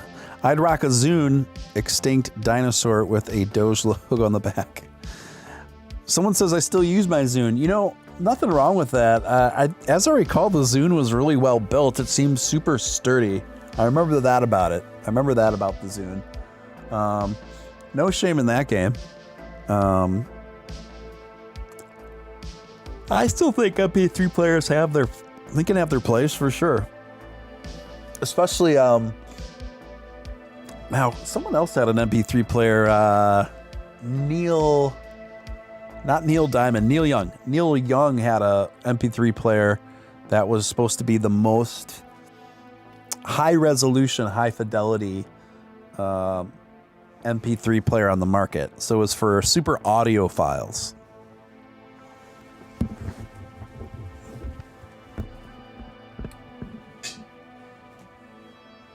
And I forget what that was called. But I remember Neil Young always talking about that thing and promoting it. And it never took off. I remember him talking about it like on, I think back in the day, like on David Letterman or something. And then also on Jimmy Kimmel.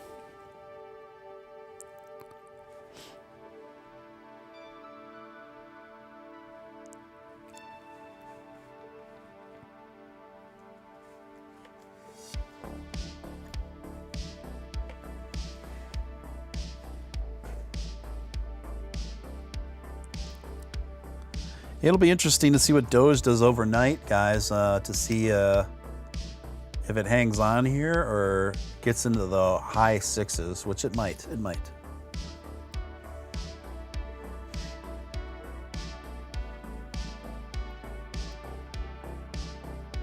Just as long as this whole ordeal resolves in a new floor of some sort, it's a victory.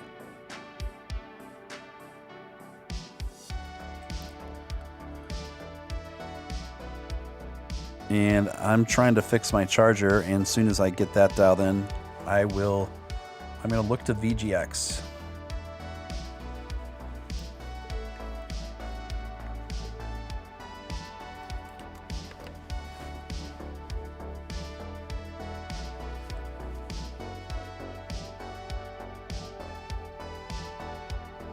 Okay. Let's look to VGX, y'all. Oh yeah, Pano Music. That's what it was called. Thank you for that, Poor Man Trading. VGX on the move, guys. On the move. It's at about 5.9, about to hit 6 cents on the chart. It's really doing quite well. I'm gonna see if I can find a chart for VGX. A good chart for VGX is not easy to find, but we will do it.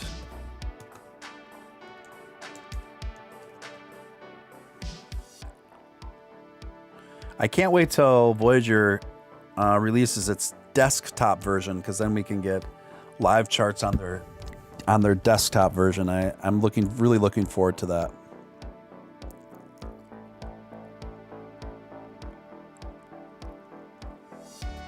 Yeah, and that's another big addition that's coming to Voyager that I'm really looking forward to, is the desktop version that you'll be able to log in on Voyager.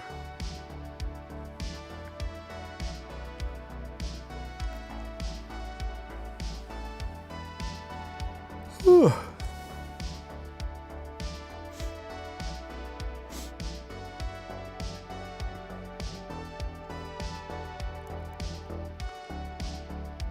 Yeah, I'm just trying to find a good chart for Voyager. It's not easy to find a good chart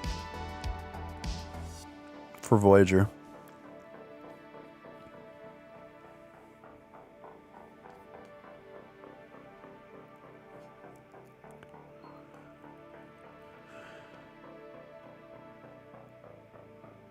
Yeah, VGX is not playing, guys.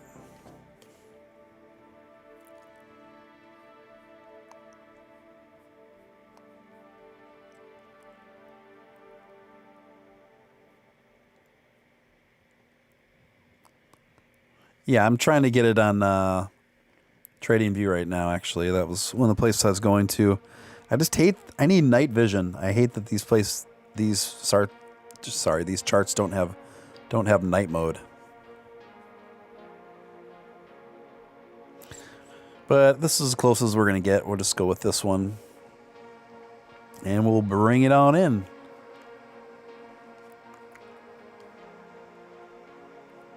Just give me a moment on it.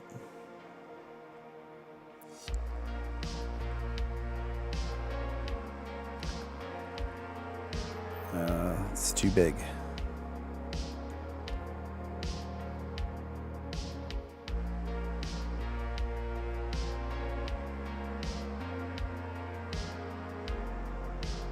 Gosh.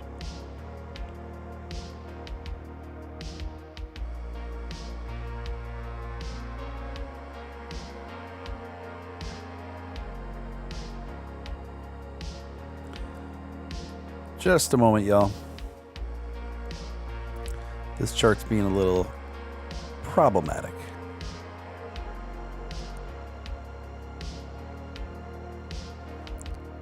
But we're getting there. We're shaping it. There we go. That's what we want.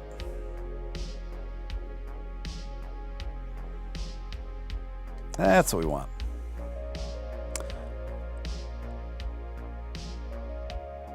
Excellent, excellent. Yeah, so it took a little bit of a dive. There's your VGX, guys.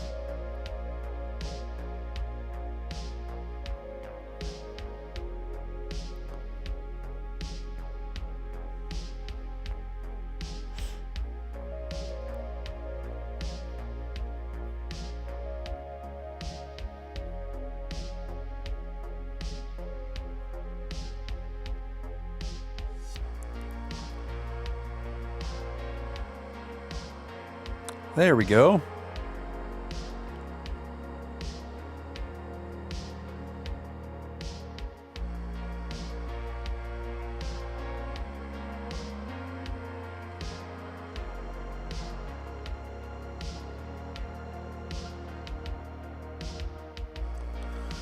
Bada bing, as they say.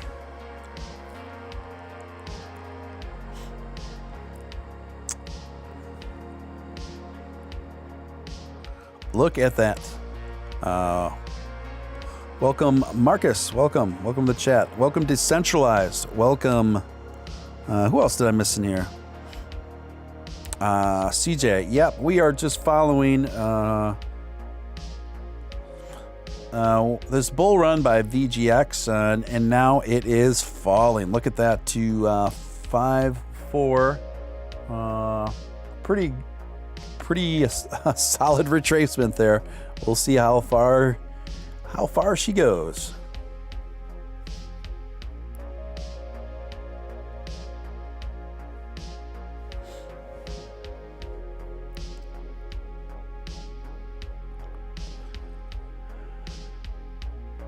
Oh yeah.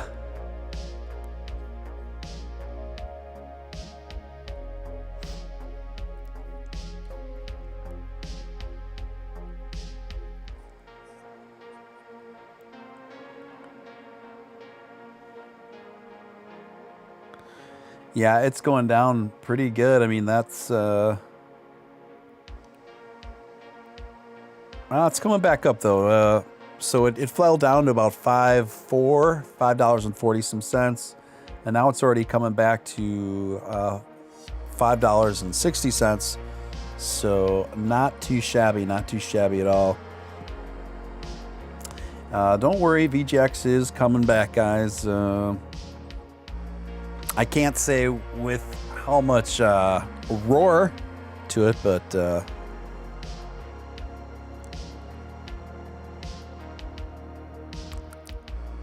yeah, I know. I just haven't gotten around to making a full TradingView account because I figured there was dark mode in the in the actual account.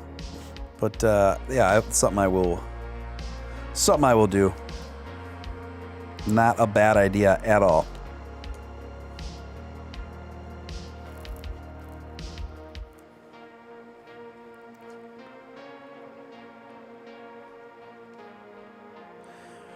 The thing is, there's like a monthly fee.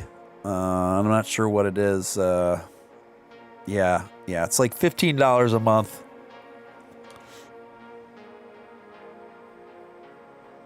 Just to have an account with TradingView.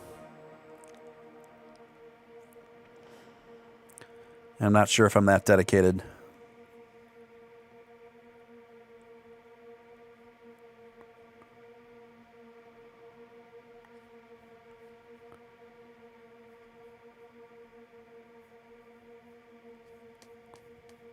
Oh, that chart. What the heck? Sorry, that chart moved on me for a second, guys. Yeah, so I'm working on that membership right now.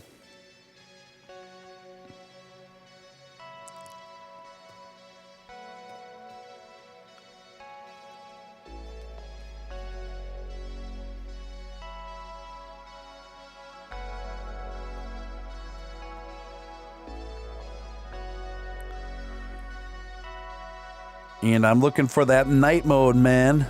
I gotta have my night mode. I made a free account anyway. We'll see if the night mode is open to the free account.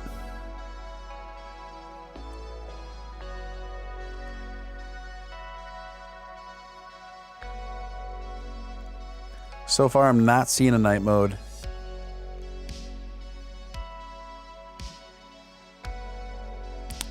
Which is a bummer. I love my night mode. Don't like the day mode.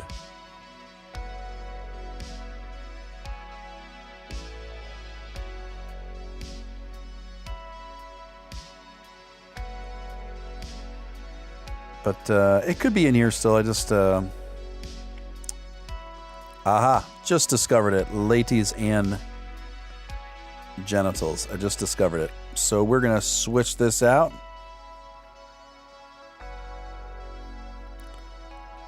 For a much more aesthetically pleasing Voyager chart.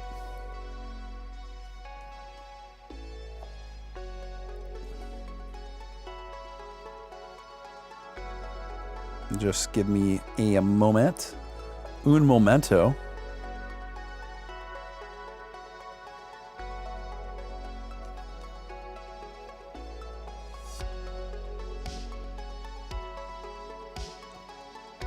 There we go. Bada bing. Bada bing.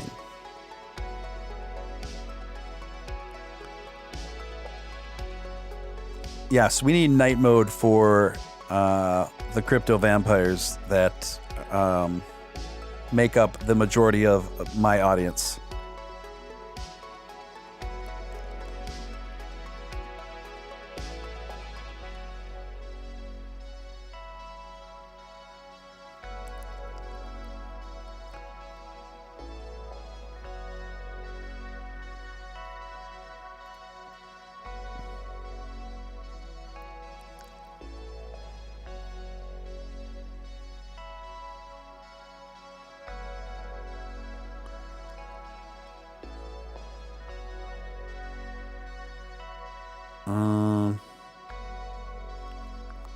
I'm looking for the full feature option, but I'm not seeing it. I'm new to TradingView. I usually use Binance for most of my charting, but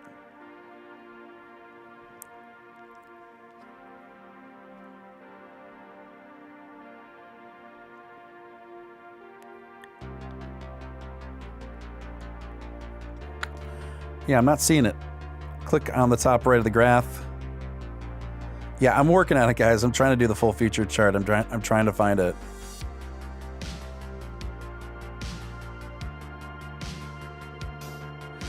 Hey, thanks for checking in. Catchy vibes. I recognize you. Thanks for hanging out, and we'll see you on the flip.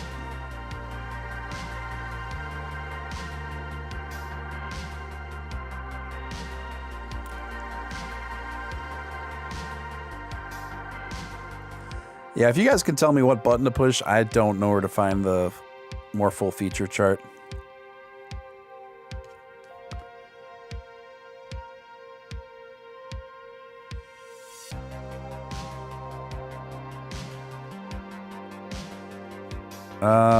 Okay. Take a look, guys. If you know where to click, be my guest. Tell me where to click.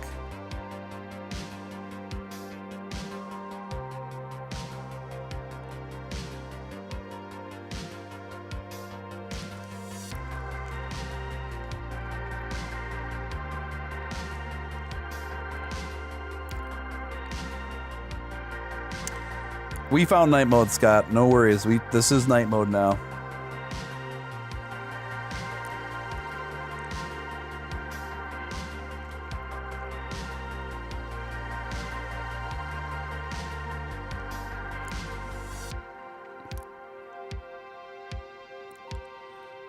Look to the left. Okay.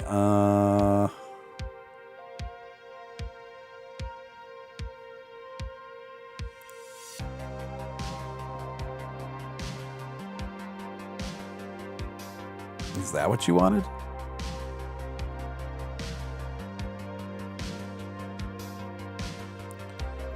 Try the very top left, click charts.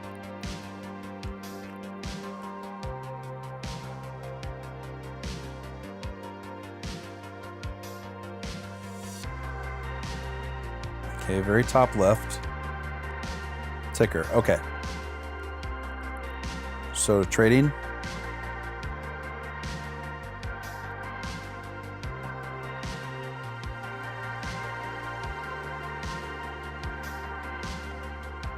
Yes, we are getting into Elon tweeting hours, but he's pretty active on the tweeter today, so I don't know if it'll get any action from him tonight.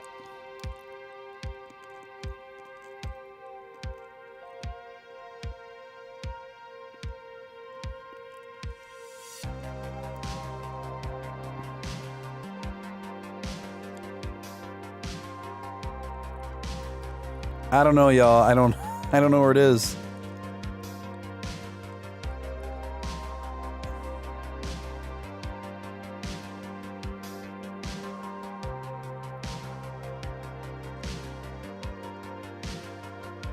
Oh, great. Oh, that's a bit more detailed. Get out of there. So let's see how that goes. Let's just adjust this.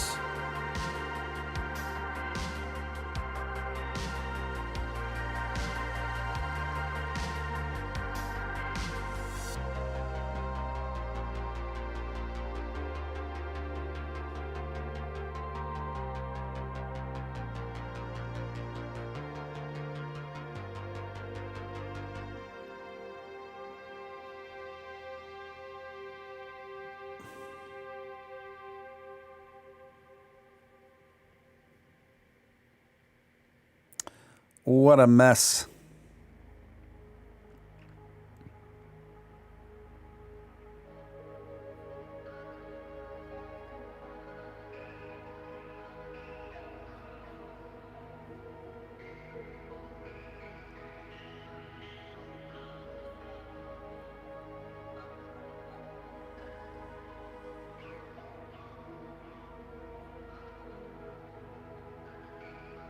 Eureka, finally. That'll have to do. Ah, geez, you guys are killing me. Now I gotta find where the 1 minute chart is. Holy pop-ups. I am not, I'm not enjoying this process. Not enjoying this. I'm clicking on where it says 1 day and I'm trying to get it to 1 minute. Now this is... Okay, I think I got it. I don't even know if it'll let me with a free account do that.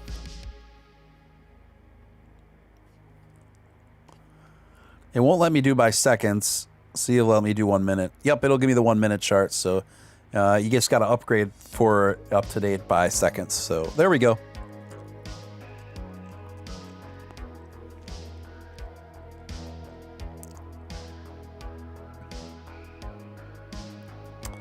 All right, that's all I'm doing on this. I don't want to deal with this anymore. So we got a 1 minute chart on Voyager.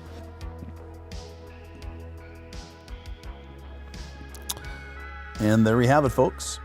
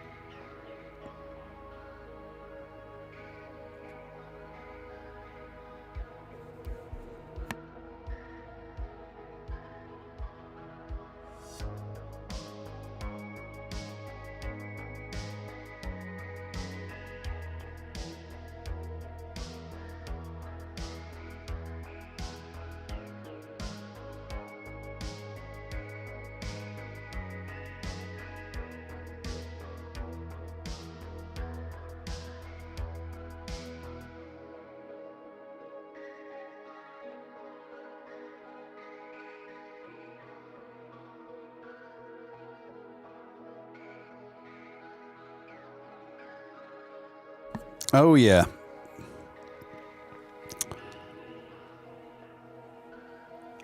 Now we got a decent chart. It's coming back up, guys. It's coming back up. We're at $5.76. It's making another run, another test up at 580 some.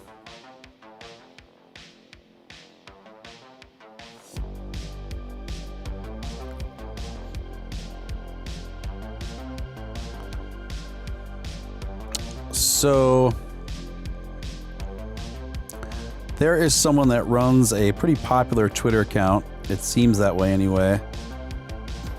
Called HRH Prince Doge Highgrass. HRM King Savage. That's really long. It's really long. And he retweeted me giving a warning about the Trust Wallet app. And his comments to me, he retweeted it and he had this to say. Anyone who trusted that piece of you-know-what app and division of Binance deserves whatever BS is happening to them for being so naive and gullible. I tried to warn everyone, but nobody wanted to listen. Ultimately, all I can say is, I effing told you so, laugh emojis. I gotta say, what a supreme and total dickhead this guy is.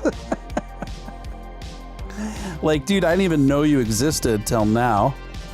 And now you're telling me I deserved to get ripped off from Trust Wallet because I happen to have not been a follow of yours on Twitter. Okay. And I don't know. That's just a really what a really shitty attitude to have. I'm sorry. What a jerk. This guy's a total jerk. What a tool. I'm going to call him out. Sorry. Just got to call him out.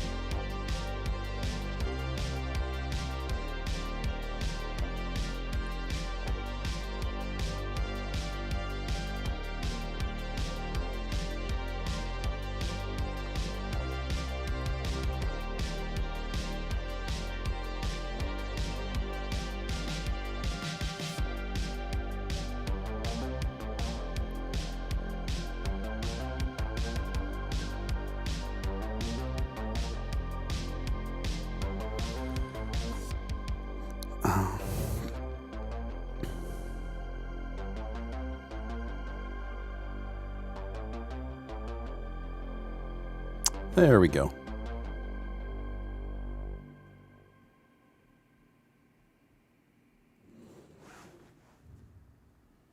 Can I share the tweet? Sure I can. Why not? It's a slow night.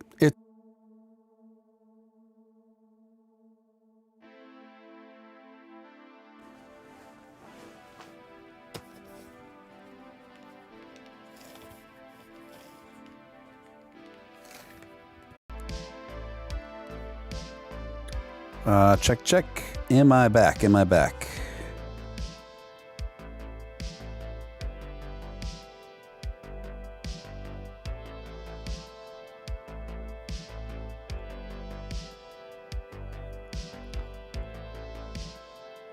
Can you guys hear me?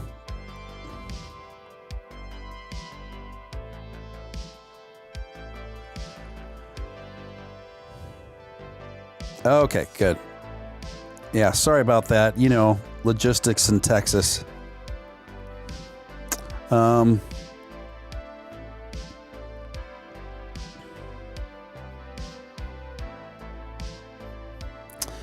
Where were we?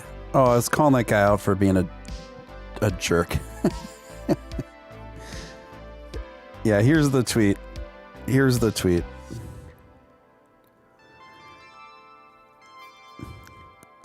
Loud and clear. Okay. All right, I'm back. Good. Sorry about that. I am so frustrated. That was because my my MacBook charger gave out on me, and my laptop went dead, and I restarted my laptop, and my screen was still saved on the live stream. So I was surprised to pick up where we left off. I thought I was gonna have to start a different stream if I wanted to continue tonight. So glad it worked out.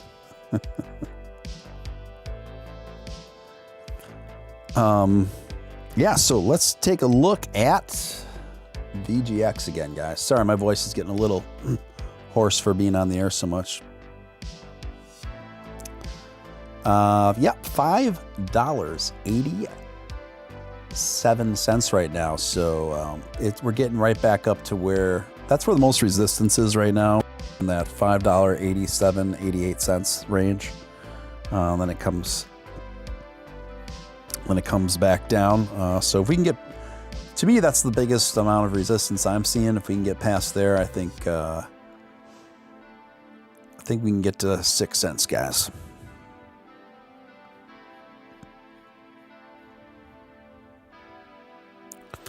Yeah, I think the username kind of the username just kind of says a lot.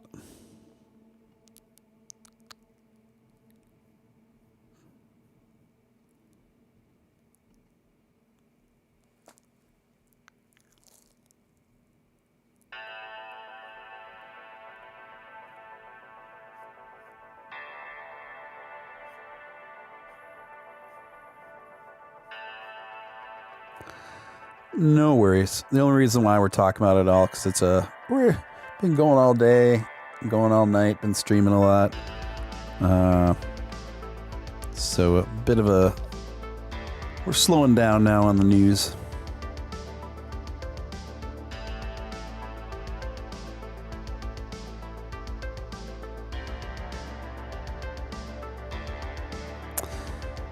Yeah, Dogecoin is a real thing. There is technically such thing as Dogecoin.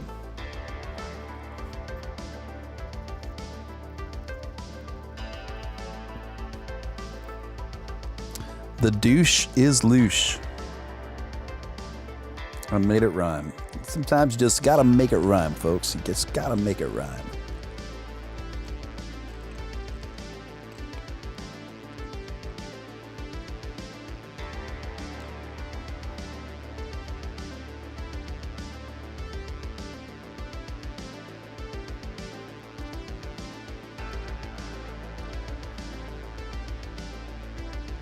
Oh, 1:39 in the morning.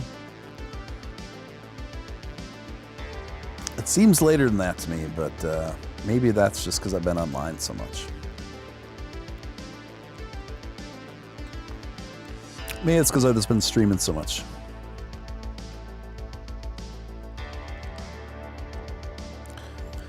Annoying Orange. You guys know what Annoying Orange is. Annoying Orange announces there will be an exclusive NFT 4K remaster of the original video of the animated fruit. Because of course there's going to be. Of course there's going to be. For any of you guys wondering what Annoying Orange is, it's basically a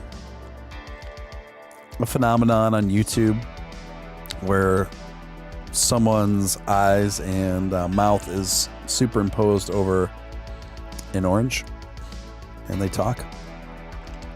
Some people think it's really funny. I think I don't know. I've just never gotten super into Annoying Orange. I don't hate Annoying Orange. It's just it's just never been incredibly funny to me, I guess. I just found it rather, well, annoying. More annoying than funny.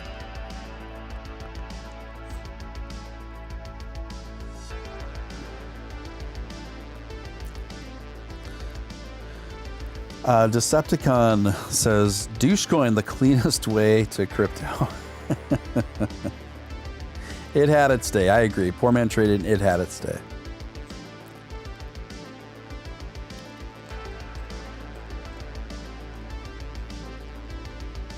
I think that's the best way to describe it. It had its day.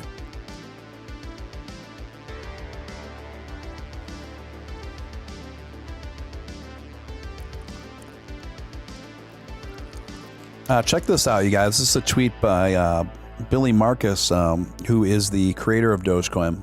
He tweeted this out tonight. Billy says, back in 2014, I went to a Bitcoin gathering and was introduced as the guy who made Dogecoin. One guy there said, "Oh, you made Doge?" and gave me a thumbs down a few inches from my face. He was a douche. Doge has always been the underdoge. It's nice for me to see it do well. That's really a good story. So Billy is basically saying, hey, I'm getting the last laugh on this douche who insulted me back in the day. And good for him. Good for him. I would love to have Billy Marcus on this show. I am definitely going to invite him, but I'm just waiting to build the channel up a bit more before I do, so that he says yes.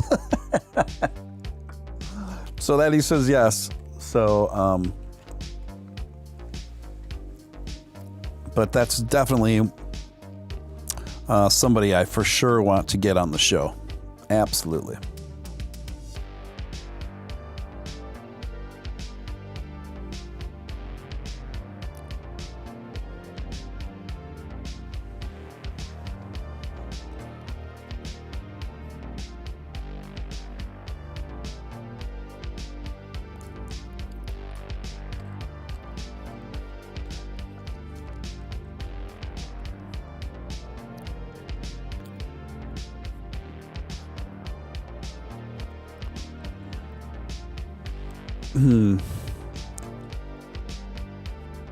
So I think this really small altcoin named Risk Moon, that's a real coin, Risk Moon.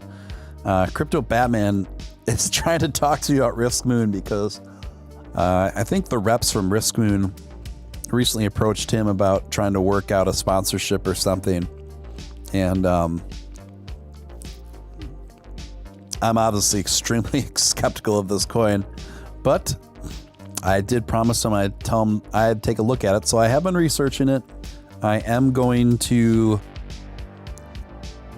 like I said, in the next few days, I am going to do spotlights on different various small altcoins and give my honest reviews and feedback on these coins.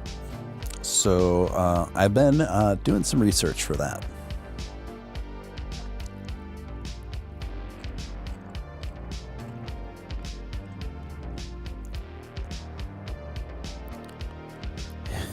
It's funny.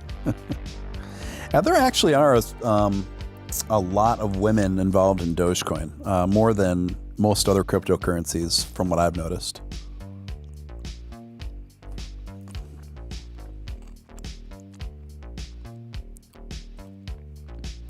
Ratcoin.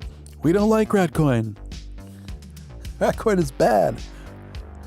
I'm just thinking about Matt Wallace's reaction to Ratcoin.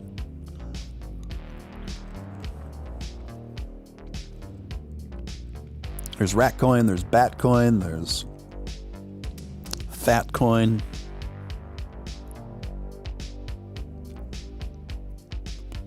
There's not a Bratcoin, though.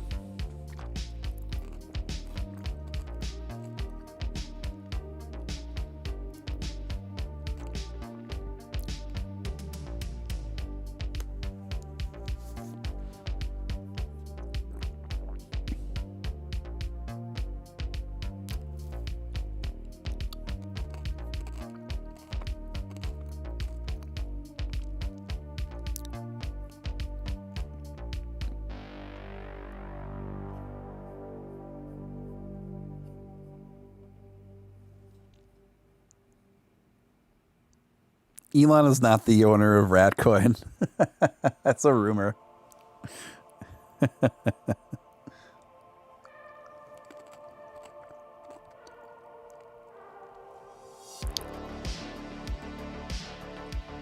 BNB coin to the moon. Yes, BNB is really doing some nice things right now. Marcus, excuse me for talking with food in my mouth. Yeah, really doing some nice things right now. I'm gonna check. I just bought some BNB coin this morning. I'm gonna check up on it now.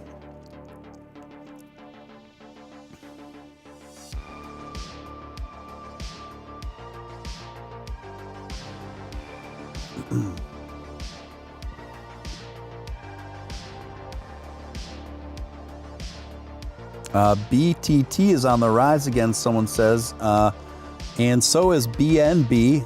So we're going to check out BTT next. There's plenty of things to talk about here, guys. Welcome, Chi-Chi, welcome.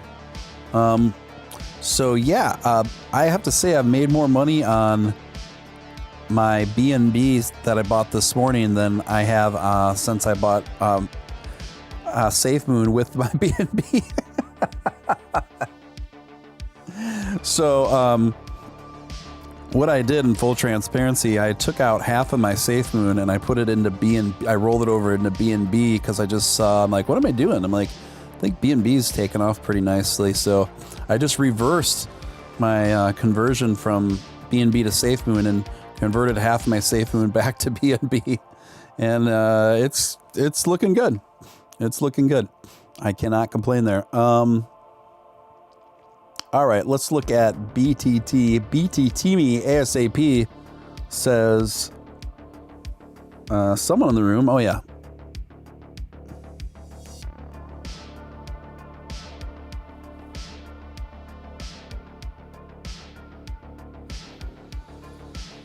All right. BTT me ASAP. Let's check it out, guys.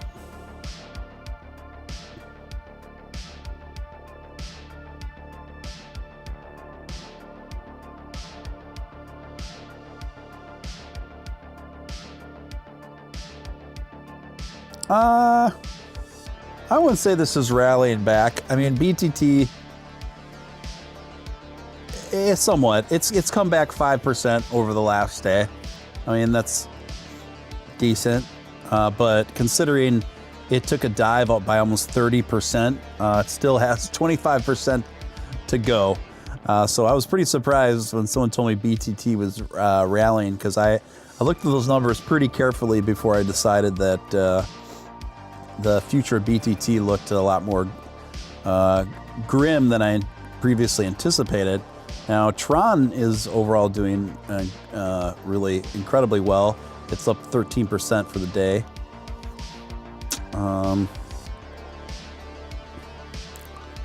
But BTT is technically up. It's just not up by a lot compared to where it fell. And we're trying to get Voyager to $6 here. Voyager to 6.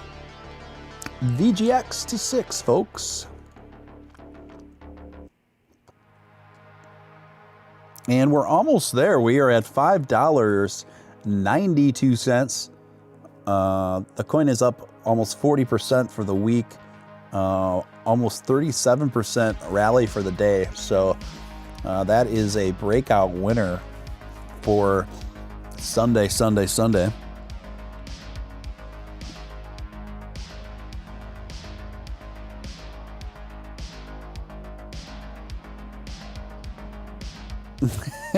Marcus says, so if all these altcoins keep using BNB blockchain like SafeMoon, then BNB will replace Ethereum fully. Yeah, I mean, I think, honestly, that was the thinking I had when I invested in BNB today. I was like, I think BNB is popping off because it's like the main catalyst for buying really small altcoins. So I was like, I think just on that alone, I'm just going to sit on BNB.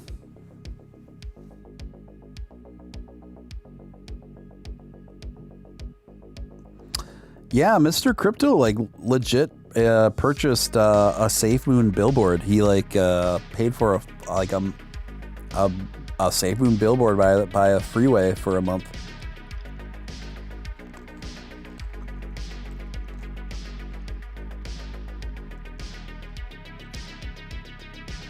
That may be Binance's plan, but it doesn't mean I can't profit off it in the meantime.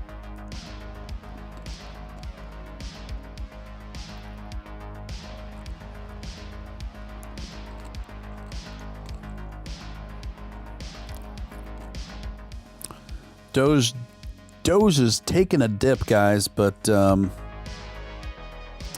it's at getting closer to that 7-cent mark.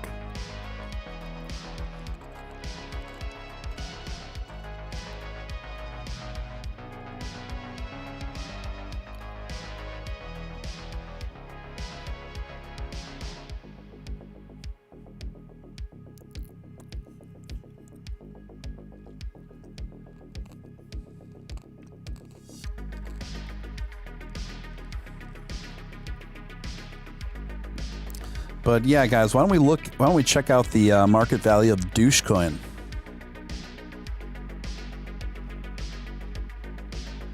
Are you guys ready for Dogecoin? And its acronym is simply Douche. And you can find it listed on Etherscan. And it calls itself a token. And all we know at this time is that there's a max supply of 1 million douche.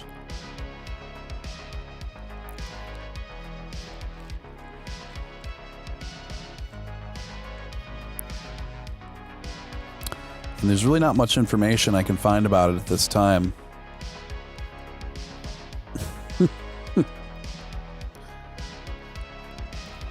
I'm seeing like a transaction hash. That's about it. So someone did register it and gave it a max total supply.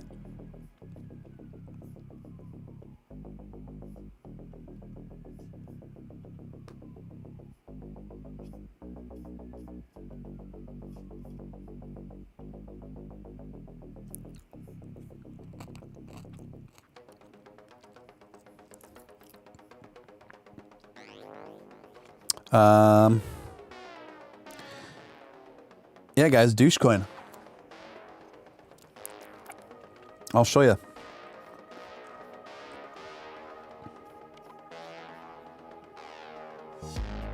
The douche is loose.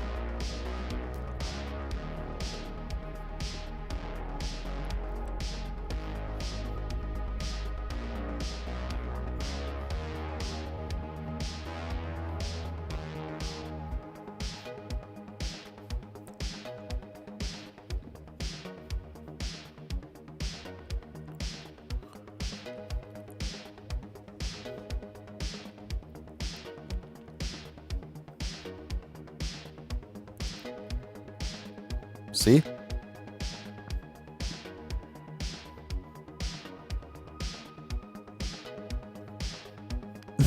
There we have it, guys. There we have it, guys.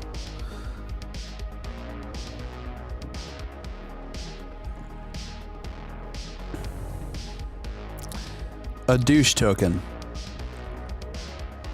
Sir, please take this douche token, this Dogecoin token, as a symbol of my appreciation. So are we pumping douche? Oh yes, it really lends itself, doesn't it? Just really lends itself.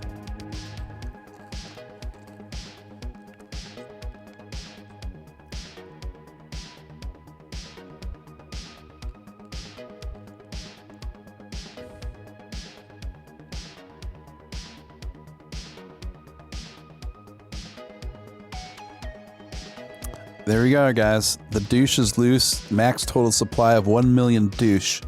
So, someone could technically easily buy all the douche coin in the world and really just dominate the entire market. So,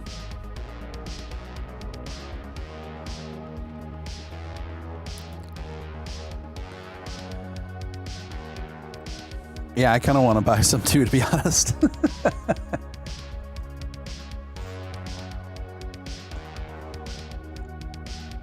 Pardon me, but do you accept douche coin here?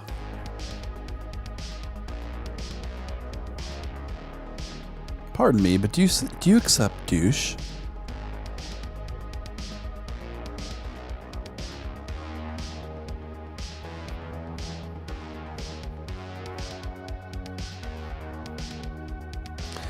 Douche is going to rocket 5 times their money to the moon, to the douche. VGX is stumbling again. Just can't get past that wall of resistance. So it's back down to 577 right now, guys. And let's see what time it is. 1:57 in the morning. Means it's about midnight if you're out west. Going on 3 a.m. if you're on the East Coast. This is Steven Steele. Doge After Dark. Our time is now. Sorry I'm a little late on content tonight, guys, compared to usual. I've talked my butt off all last night, most of the day today, live streaming, covering the Doge. So I'm just kind of I think I'm on the tail end of my live streaming and talking for the day. Yeah, guys, I think I'm gonna. It's just me or anyone else nervous about losing ability to. Yeah, I think a lot of people share that concern. Doge dog. Elon about to hit his Twitter pipe, maybe. Maybe.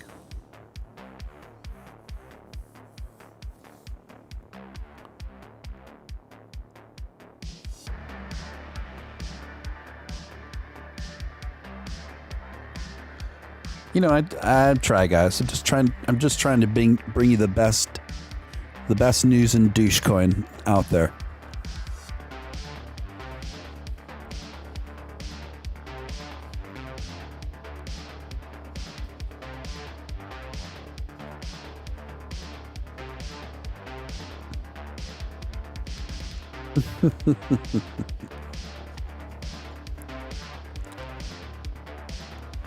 Yeah, I think I might title my next live stream "Douche." The douche is here. Douchecoin. The Douchecoin revolution is upon us.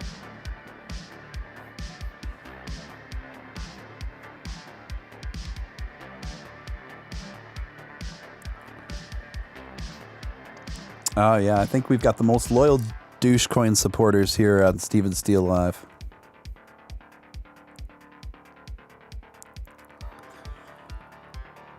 Yes. Bringing the latest in douche live to your home.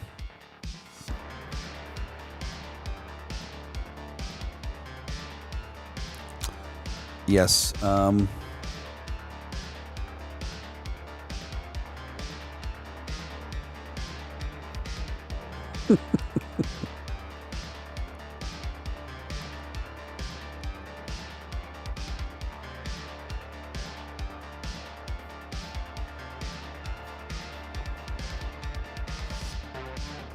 The revolution is here.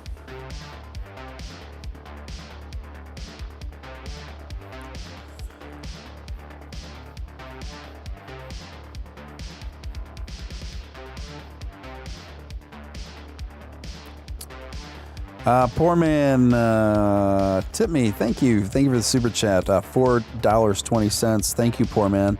Many thanks. Just a little some for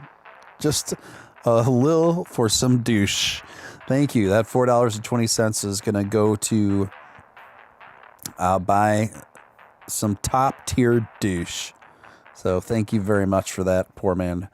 Appreciate the comment. Appreciate the super chat, man. I'll be sure to purchase my douche.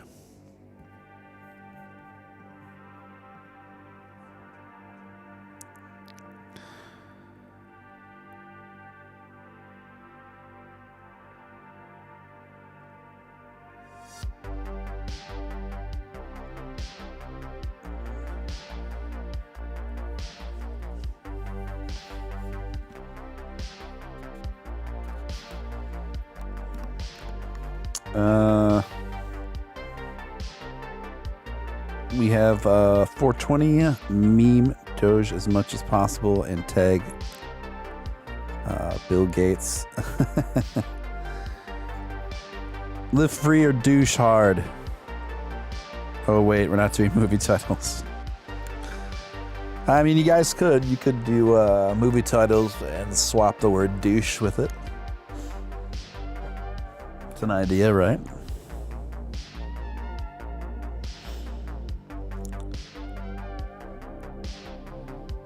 I'm sure you can buy some douche coin on Trust Wallet in 300 easy steps and probably lose 60% of your money in the process.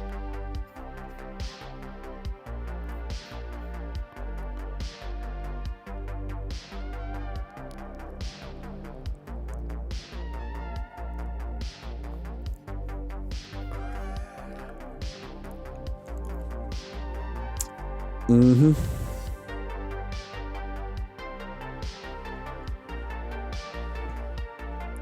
Well, you guys are pondering that question, those movie titles.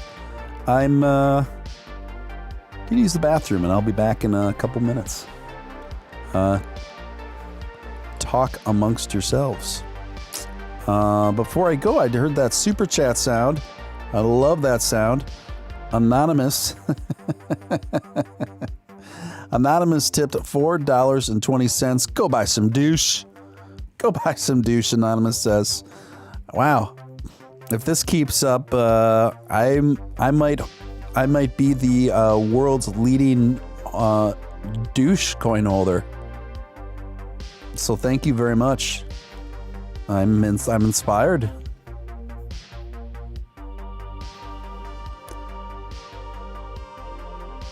Thank you, Chi sent me the douche. Thank you so much for that. Guys, I'll be back in a couple minutes.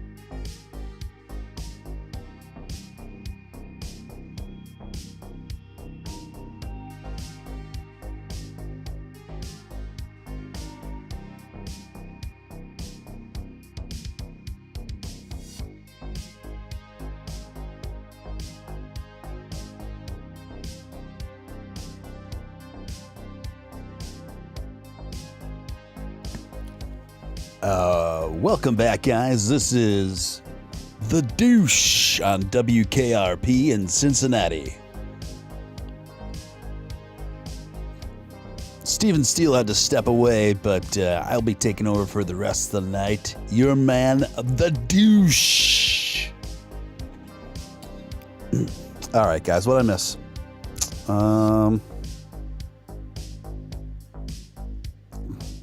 I got a couple donos for some douche. Donos for douche. Sounds like a new charity.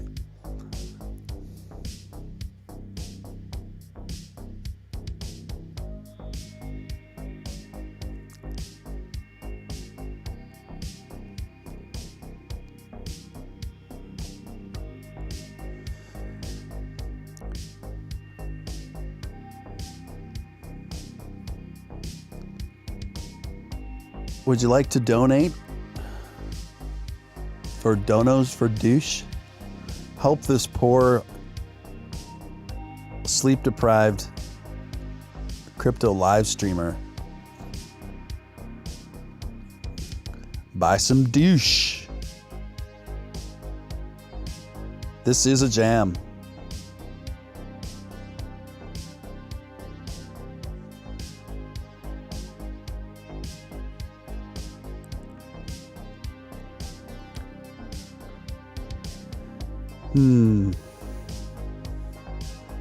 There was this, this isn't a very good story, but it's an interesting, just kind of an interesting thing. I had this friend when I was younger. His name was Sean. He was the most Irish looking kid you'd ever see in your life.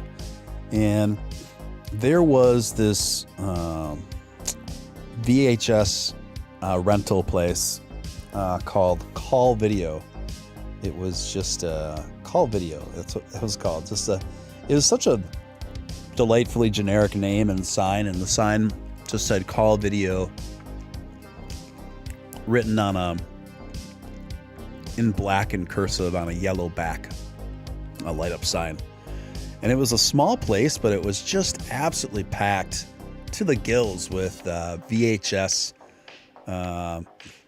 movie title covers. So back then, you just like walk around the store, and then you would take the movie title covers to the front desk, and then he would get you the videotapes. Well, they had this like special going that they ran for a while called 25 movies for $25. So, I often slept over at my friend Sean's place because his home life was an absolute frickin' mess, and his consequently there weren't many rules at his house. Parents didn't pay very close attention to anything. So we rented 25 movies for $25. And what was really cool about that video store is they used to have like all these obscure, weird B movies from the 70s and 80s. Really weird stuff, but really interesting stuff like fantasy, sci-fi B movies that just really had a really weird, haunting, brooding presence on a low budget. And so I'm just renting a bunch of these and going into his basement, and there are no windows down there, no daylight, no light anywhere, pitch black unless you had the lights on. And we just turned off all the lights, and we bought like a ton of junk food and snacks. And we were just quartered ourselves off in this basement with as much junk food as a couple kids could possibly handle, and 25 VHS tapes for $25. And we proceeded that whole weekend to not leave that basement. We watched all 25 movies for $25. And my parents were concerned about me. They were leaving messages on their answering machine. And because I was down there longer than I thought I was. We were disconnected from time. And I don't know, how long is that? So you take about approximately 2 hours. Yeah, so that's 50 hours of movie watching in a one weekend, you guys. About 50 hours of movie watching a weekend, and we did it. And then I crawled out of there, I think like on Sunday night, after going in there Friday morning, or Friday after school. And then I finally rode my dirt bike home, and my parents were all freaking out at me. And I said, oh, what? I was just staying at Sean's. Well, you didn't tell us. I said, well, I told you I was staying over there. And I told you I was staying overnight there. They're like, yeah, on Friday night. I'm like, well, what day is it today? And Dad's like, it's Sunday night. I totally lost track of time. And furthermore, not only did I lose track of time and what day it was from being in the VHS vortex, but I had missed. I was starting 5 of the basketball team in my grade school back then in junior high, and I was like the best player in the team back then. And not that was ever a great basketball player. I was just the best basketball player in my small Christian school. So it's not really saying a lot. But anyway, I had missed one of the games. I straight up spaced and missed one of the games, like a big game that we had on Saturday, because I just totally lost track of what day it was. I completely lost track of time, and I completely lost track of what day it was. It was like being in a casino, you know? No windows, no clocks, no nothing. But yeah, that was a trip, man. But I saw a lot of really interesting movies. I'm trying to think like a good quintessential example of a movie like that would be like, I don't know if anyone in this room's ever seen Time Bandits. Time Bandits. That was a good 80s movie that's kind of getting at what I'm talking about. Time Bandits was interesting. It was about a boy whose the closet in his bedroom at night turns into this time-traveling vortex, where these midgets like recruit him to go travel throughout time on some like weird like mission. And they end up just going through all this weird stuff, and then the end of the movie is like this life or death like labyrinth maze they have to make their way through. Very psychedelic. Very psychedelic. Anyway, that's pretty much the end of my story, honestly. Do I remember the movies I watched? Yeah, Time Bandits was one. Flight of the Navigator was another one. I'm looking up on a search engine now, see if I can find The Last Starfighter. That was one.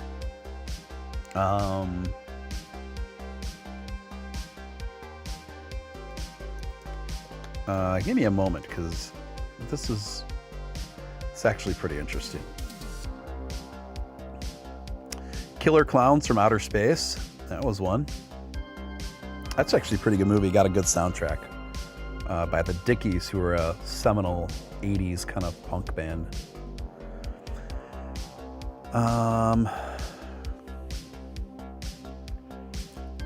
Okay, Future Force was one. Yeah, most of these you're not going to have ever heard of. Critters, that was another one. Critters was like a fake Goonies. There were like a few like Goonies knockoffs back then. And that was one.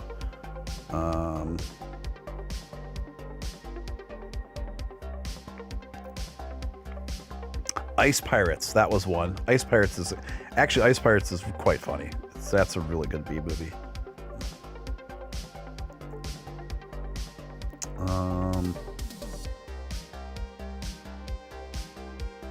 The Class of Nukem High.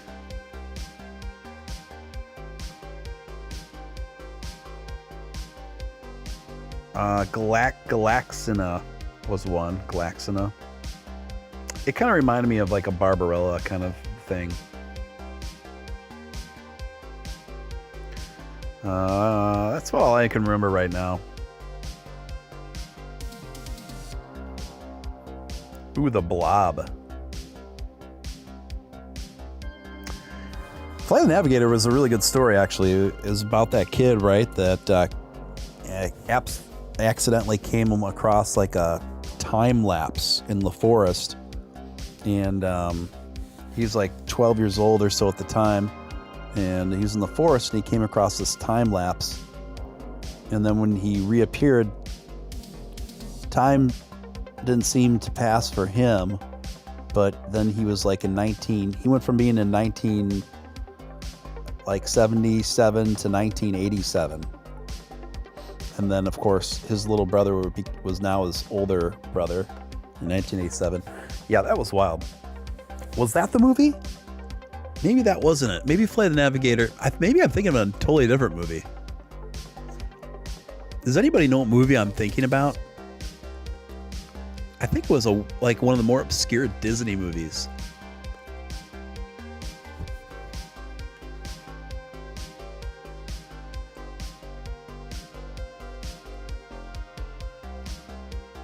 I don't know, guys. I don't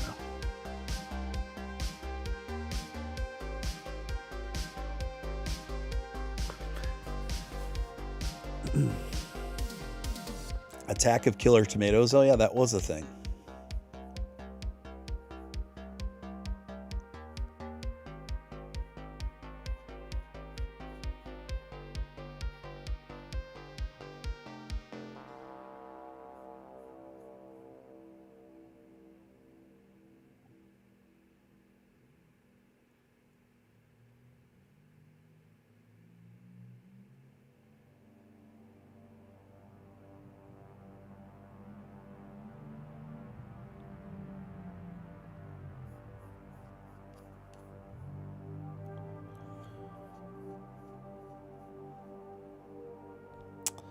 Flight of the Navigator was about a kid that played video games and was recruited. No, that wasn't it. I know the movie you're thinking about, Decepticon Prime. That was not Flight of the Navigator. That was... I know the movie you're talking about because I've seen that movie too.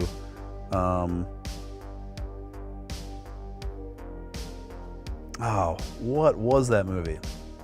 Now I'm going to try to Google it and figure it out.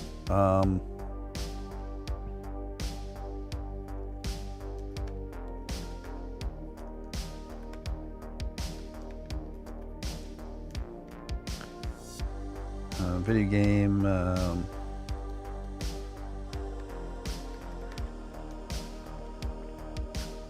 It was called The Last Starfighter.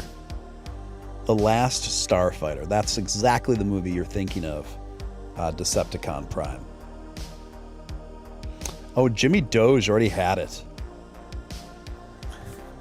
B&B is flying high. Boy, did I make a good decision this morning.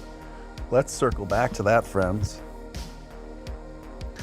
Flying high again. Flying high again.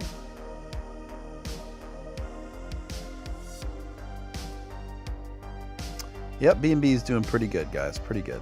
Not as good as it was doing a few minutes ago, but still pretty good.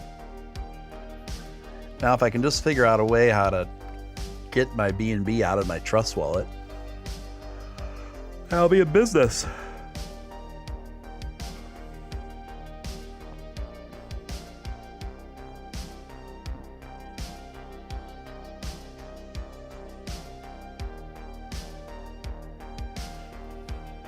Who are you talking about, Northwoods?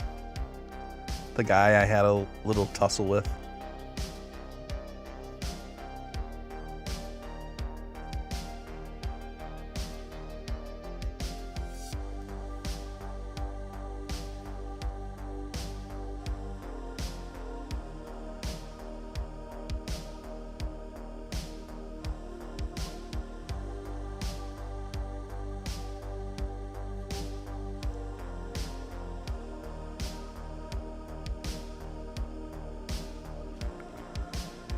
I don't know. I have no prediction for B&B. I don't know where it goes from here, guys.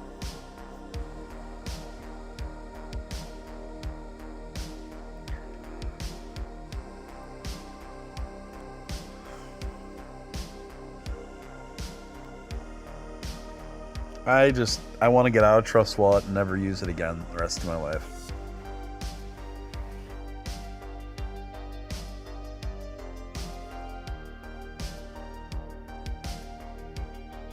Trust Wallet is like Vegas. The second you step off the plane, it just drains money.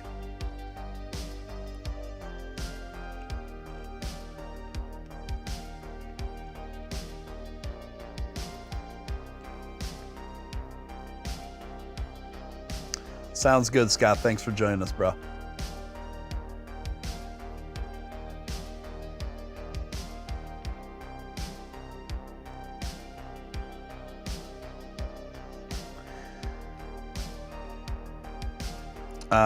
Yeah.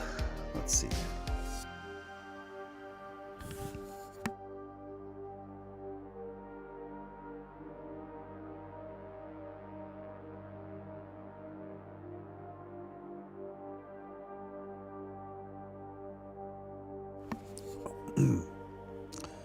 That's a pretty good message there, Decepticon Prime. I think it's worth a movie trailer reading. This is what Decepticon Prime wrote. You know, someday, maybe far away, the world will know peace. Cryptocurrency will have helped millions of people. We will walk on the moon, and Voyager will finally approve me.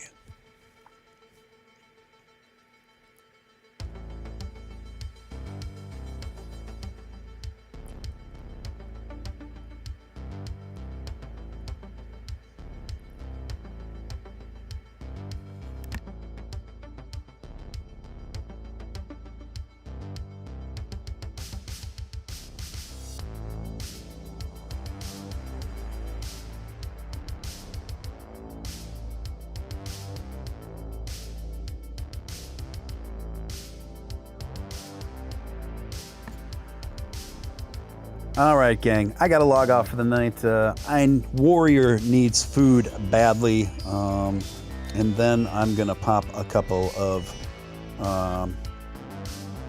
strong ibuprofens to take this pain away in my sinuses. And then I'm going to put on my favorite show recently. It's a HBO series I had never watched before that it's called The Deuce, not The Douche. So I'm just going to keep it thematic. The Deuce. And The Deuce is pretty good. It's starring James Franco. And it's all about New York City in the 1970s.